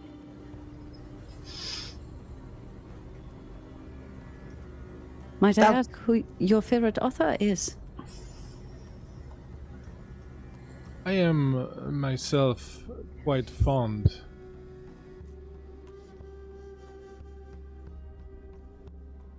of Johann Wolfgang von Goethe. Have you perhaps heard of him? Yes, of course. Excellent. Indeed, his ruminations on the very nature of our beings, his love and respect for the folktale, for the myths, and for the tales that the land itself tells us. Tells us through the blood of our ancestors and through their voice. Echoes even through the melancholy of his writing. He understands what it is like to be apart from others, even whilst among them.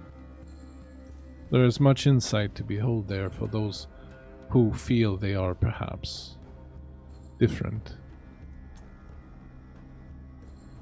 Do you have a favorite author, Raulin? What year is it again? 1837. I'm not up to date on my literature, but I do love Dickens. I don't know if you've heard of stories by Bram Stoker or Mary Shelley, perhaps. Things that go bump in the night.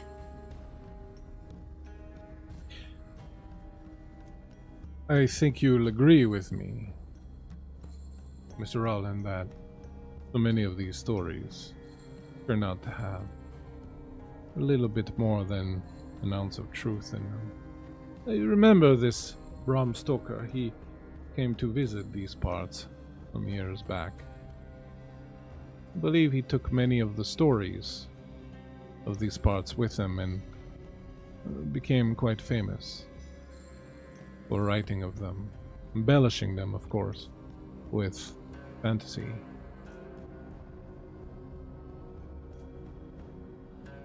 Did he now? Very interesting overall. And Roland has begun to kind of tear open that slice of bread and butter it nicely. Meanwhile, back in the other room, whilst Raulin goes to tend to the cat. Yep. Nope. You open the wicker hutch.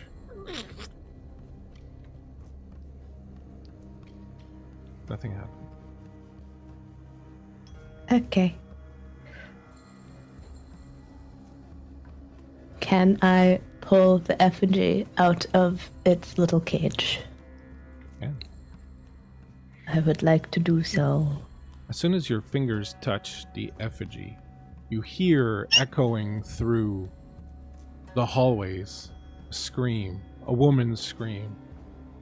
Not so much of pain, but of surprise, perhaps, of fear. It echoes and reverberates through the halls, and the candles in the room all go out at the same time, leaving you in almost near darkness, as only the wan light of the moon filtering in through the stained glass windows above casts any sort of light in this room.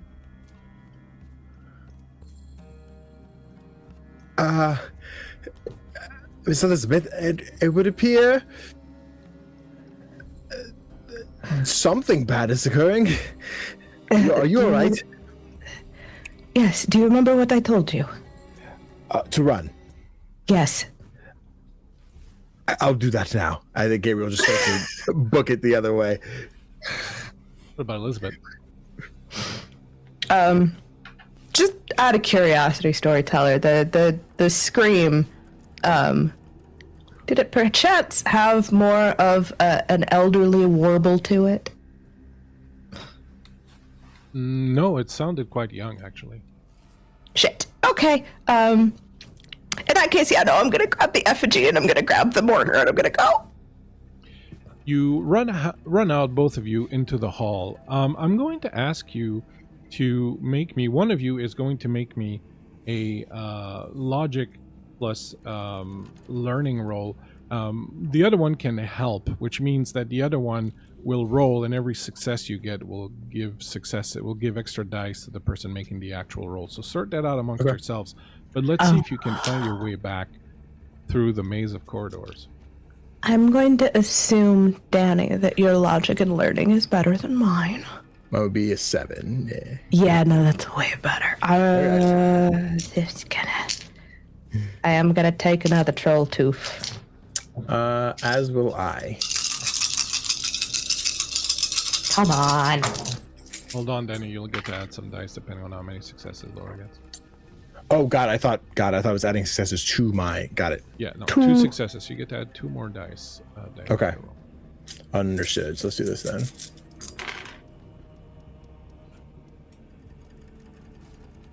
Cool. We start adding 2. Okay. I did my 5, so I get 1 more yet. 2 successes. You manage to find your way. It is disorienting. You don't pass by the mirrors again, for example, and you pass by a chapel that is dark and seemingly half abandoned, but you manage by hook and by crook to kind of find your way back towards what you think is the front hall of the room. And as you do, you will give me which one of you, as the Which one of you has the highest agility? I got 1. I got 2. So you are a little bit ahead, Elizabeth. And as you round the corner, you almost run into someone. Go ahead and give me your physique plus agility roll, Elizabeth, and let's see if you can avoid banging into the person.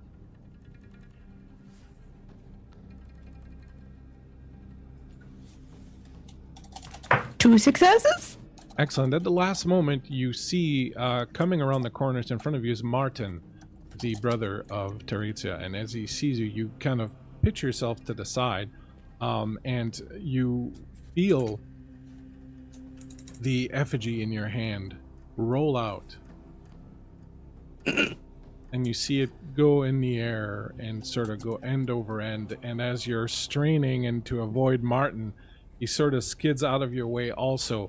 And you grab the effigy with the tip of your fingers just before it hits the ground and sort of grab it and fall to the ground without hurting yourself. I'm sorry. He bends down and he picks you up. Yeah, that was Terizia. Have you seen her? Is she with you? Where was she? The last I saw her, that she was in the infirmary. Which way is that? I get lost in this. Damn this place! And he turns around and he starts heading in one direction that's. You have no clue if it's the right or not, but he starts running down the hall. What do you do? Is the effigy still in one piece? Absolutely. You manage to keep it intact.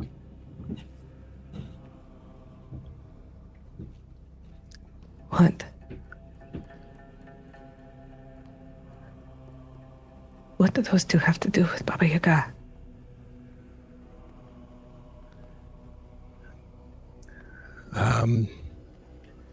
I can't say for sure.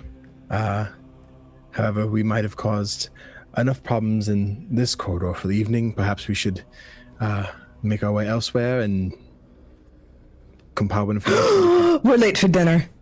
Yes. So, dinner? This way, I believe. I would like to oh dear. Can I hide the effigy on my personage, in my skirts, in a baggie? I don't know. Can it live in the troll bag for now? See, do you want to put it in Gabriel's bag? You could, well, yeah, you could, you can give me a precision and stealth roll if you want to try and hide it on your person. 2, 3.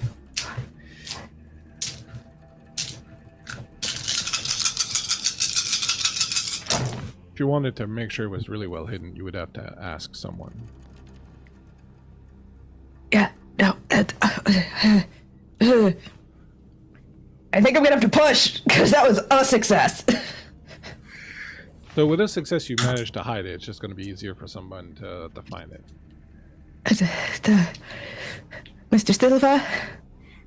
Yes. Help. What is the current circumstance in which you're hiding it? Is it like, I saw you hide it, but are you just... It very much like tucked into one of the many like I don't know what you call it. I just know what I call it as a Southern girl. One of the gree bags that she's got.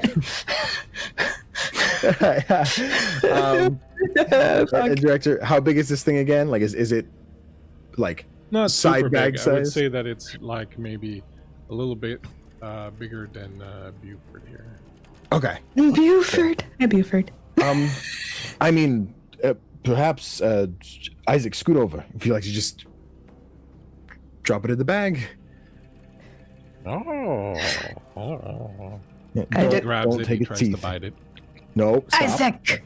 Don't. You have, there's other crumbs in there. Don't touch the idol. So he like kind of seals it shut and like smacks the bag like he's protecting it, but hits Isaac in the In the nose. Sorry, little one. I didn't see you in there.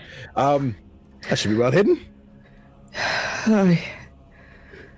What is going on in this damned palace?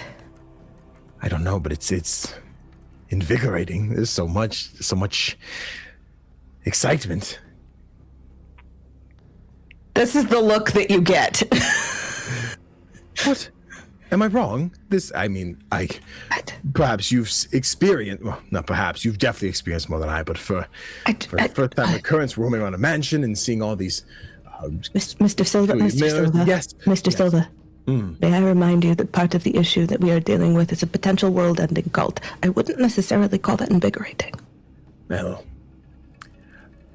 I suppose I'm just always in the space of when the time comes, the time will come. Not that we shouldn't stop it, of course. By all means, I'm here to assist you, but if whatever steps we take lead to an occurrence in which we're done with this planet, then I suppose that's when life has come to take us. That being said, obviously I can see you do not wish to end it here, so dinner and reevaluate our options? Yes, we are already late as it is.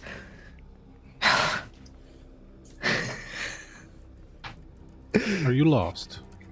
You hear a woman's voice say, and you hear the tinkling of keys as see Runica appear down the hall, holding her candle up and lighting the corridor.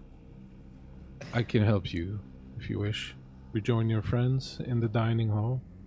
Yes, please. We are late for dinner as it is and got turned around. Please, we'd love to make our attendance. Yes, apologies. Please guide us to the dining hall. And you find your way back with Runica to the hall, and as you approach, you hear your two friends talking with another voice that you've not heard before. And as you step into the room, you, Ilda and Raulin will see the other two arrive along with Runica. You see sitting at the head of the table the figure of the Baron, who stands up as you walk in and gives you a little formal bow. Ah, Winley. We're pleased that you could join us. Please, come and sit. There is food and drink for everyone. Whatever Excellent. you Thank you so much for... Please, forgive our tardiness. Your collection of literature is... Oh, it's amazing. Would you be lost in the words? We were just discussing the very same with Mr. Raulin here, who it turns out is a great fan of Charles Dickens. Oh. And Raulin is giving both Gabriel and Elizabeth this look. Please, come and sit. Miss Jensen, I believe apologies are in order for you. My men's overzealousness in arresting you. Please beg that you accept my most humble apologies.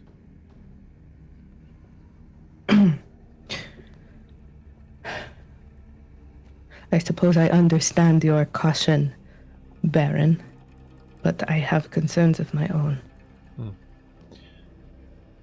You must understand that my men's duty is to keep the witch Baba Yaga's minions from terrorizing the villagers. The witch may be gone, but many of those who served her still haunt these mountains, and vigilance remains of the utmost importance. And what of this cult your men seemed so concerned over? The followers of Baba Yaga plot the darkening of the sun and moon. The red sun, they call it. A time of blood and death, when darkness will hover the sky, silence cover the land, and all will mourn the world that once was. But I belong to these mountains. My blood runs deep in the roots of every tree that grows in this darkened soil. I shall not let them. I will not! Need everyone to make a logic or empathy check as the fear that you begin to feel as it radiates from him as he stands and the shadows around him gather. I would like to use one of my troll tooths. You get an extra die per a friend that you have there. So you each get an extra 3 die on your roll. Okay. 3 dice. Oh, God. Can I still use a troll tooth? Sure, you can still use a troll tooth. So that gives me 2 more die. I would also have liked to have done that, please. Sure. Oh, no, it's 4. I got 4 successes. I thought I got the devil's luck. I got 2 successes. I could push this roll? You can push this roll. Okay. You want to do that? Actually, yeah, I would like to push. That'd be 2 successes. 4 successes. Anyone who does not have at least 3. And that would be the 2 detectives, I take it. You feel a fear unlike any you've ever felt before. It is not that there is a creature in front of you. It is not that it is old and powerful and undead and yada yada. It is the very connection of this creature to the land. When he says that his blood runs deep in the roots, you understand that the land is him and he is the land, and there is literally nowhere you could run to escape him. And both of you feel this icy cold fear that grips you, and you are about to stand up and literally just run out of the room screaming. The Grey Earl steps up behind both of you, puts his hands on the back of your necks and goes, there now. And you slump in your chairs. You feel the dread caught in your chest. You feel like your chest is going to explode with it, but you feel your limbs unresponsive to it. They are not moving you the way you would like. And the Grey Earl says, "You are okay. You are fine. This will pass. Take some deep breaths."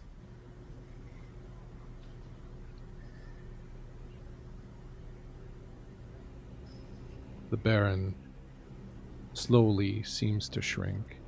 The shadows about him recede. I apologize. I get carried away when I think of the poison that these followers of the Red Sun have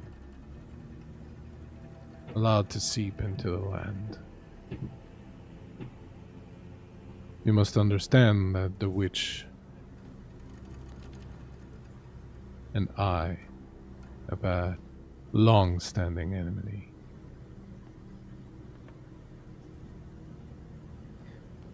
I feel perhaps it has grown late. It may be best for all of us to retire, get some rest. Perhaps tomorrow we can meet again under calmer minds. Yes. I believe there is still much that we need to discuss, Baron. Indeed. I will bid you a good night. The Earlden Runica will see to your comfort. Whatever you require, you need simply ask. As I have said before, you are safe here tonight. And he shrugs his cloak close around him, and he moves out of the room. And as he retreats, Raulin and Gabriel, you feel the fear start to leave you, although you are still shaking from it, and part of it still remains ingrained in your soul. You feel that it will take a while before you can shake it completely.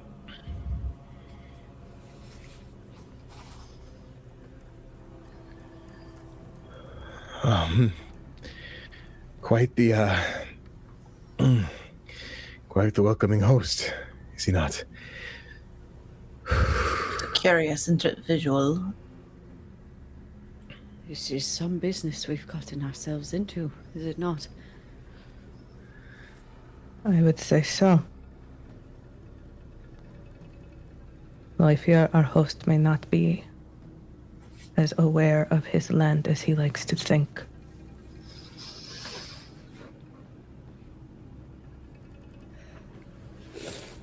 Perhaps the aristocracy and the disconnects follows far into the supernatural.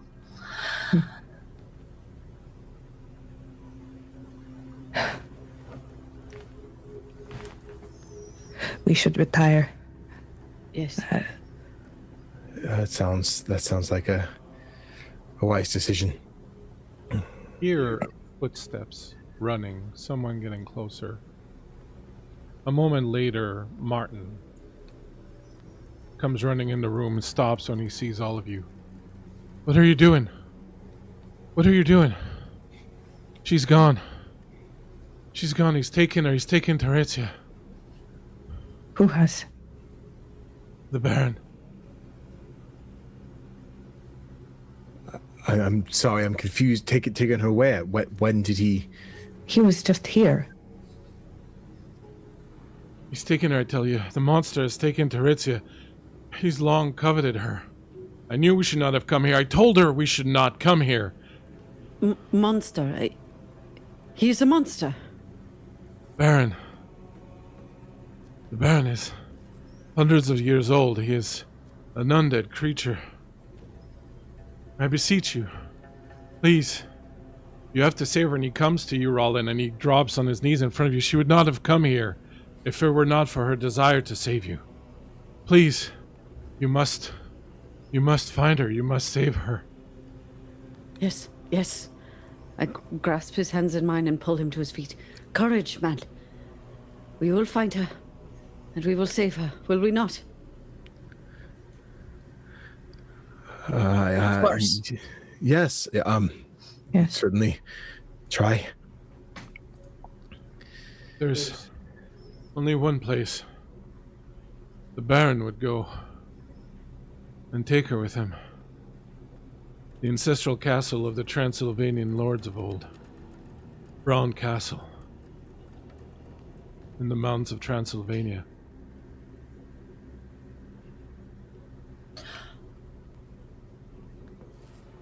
Quite the distance. Yes. We should prepare. Gather what we can as far as knowledge, as far as supplies. Yes, I agree. There is a boat that will take us to Budapest. From there, we can take the train and then hire horses to take us into the mountains. There's only one other major issue: the lands there. None may travel there without a Dark Lord's blessing. They belong to the Earl King. The land surrounding Braun Castle. It is said that only a powerful witch could bought her for passage. Shit. Rowland's eyes just train over to Elizabeth. Everything all right there, Elizabeth?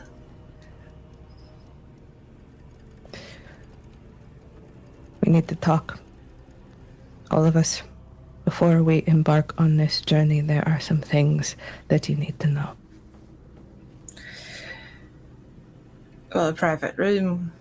And perhaps we can have a conversation not here in the dining hall. Yes. Martin, we will do what we can for your sister, but this is not something that we can just jump into unprepared. There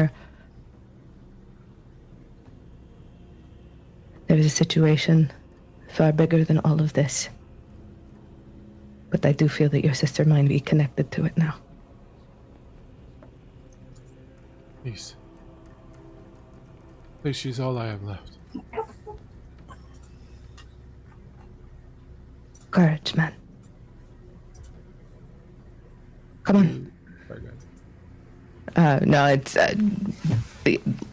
Elizabeth will find her way out of the dining room with the intent of finding like a private salon or somewhere for everyone to sit. Was going to say, you notice fire has died down to almost nothing. A thick layer of dust covers the table and the furniture. The food on the table has long ago rotten away. The place feels empty, uninhabited. Candles are extinguished and burned down to nubs. There's a coldness in the walls and the air that speaks of a place that has not known fire for decades, perhaps. A trick. An illusion. A trap.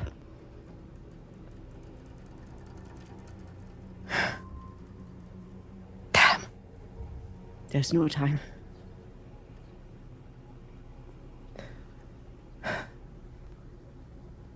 Very well. Storyteller, I would like to drop the glamour that I have been holding. And what do people see?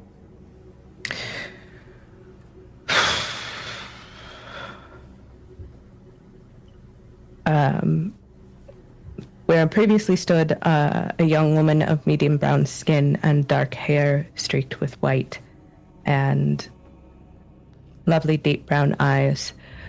The skin starts to darken in a way that would resemble that of a gray pearl. It is soft, there's a sheen to it, it is unnatural pearlescence. The white streaks in Elizabeth's hair overtake until her black locks are absolutely stark white. Her face becomes more angular, her features more defined. Her eyes go from brown to the tumultuous color of a sky during a storm, and her ears, previously rounded, grow and shape into delicate points.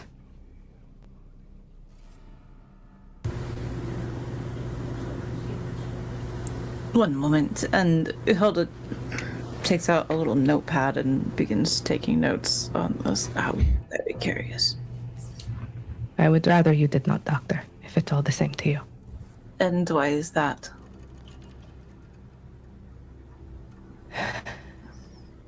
It is still something that I am getting used to myself, and I don't much like the idea of being notated like a creature in a cage. No, Elizabeth, I understand that, but you clearly are so much more than just a creature in a cage. Perhaps a terror of the night, but I bid that as a compliment.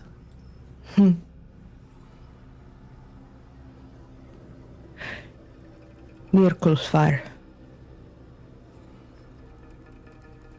A grey elf, Curious. is what I am told. Huh. It's very nice to see you, my lady. My friend. Mr. Silva. I think as he watched your form change, this, not so much a smirk, but again this excitement just glowing in his eyes, like, you are radiant.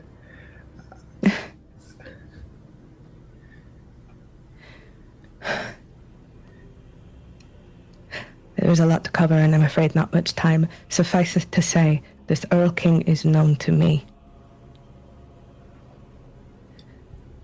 And he has my mother. Well, that is problematic. And what do you suggest we do with this Earl King? You, Elizabeth, would know that there is one person that could see you safely through the Feylands and take you very quickly where you need to go. Do we have her effigy stashed away? I'm talking about someone who's in your Yes. You have no clue where Baba Yaga is. Not yet.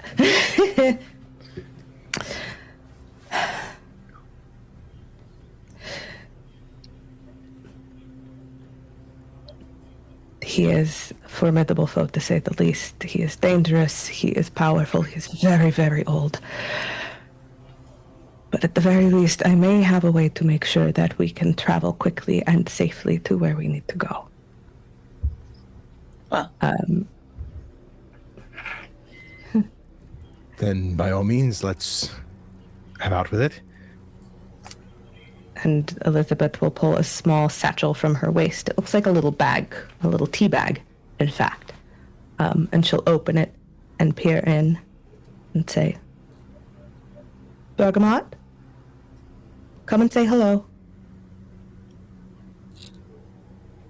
And she tips over the bag, and you see this little dust start to pour out of the bag, and it starts to swirl. And as it swirls, it grows and keeps growing, and suddenly you see a shape taking form in it. A creature, very, very large, sitting down, hugging its knees. And a few moments later, coalesces this large barrel-chested creature with extremely long arms, a long bulbous nose, and a little chin pointed with a little bit of hair and these old furs draped over it. And as it coalesces, it looks up at Elizabeth and says, "Hello, Elizabeth.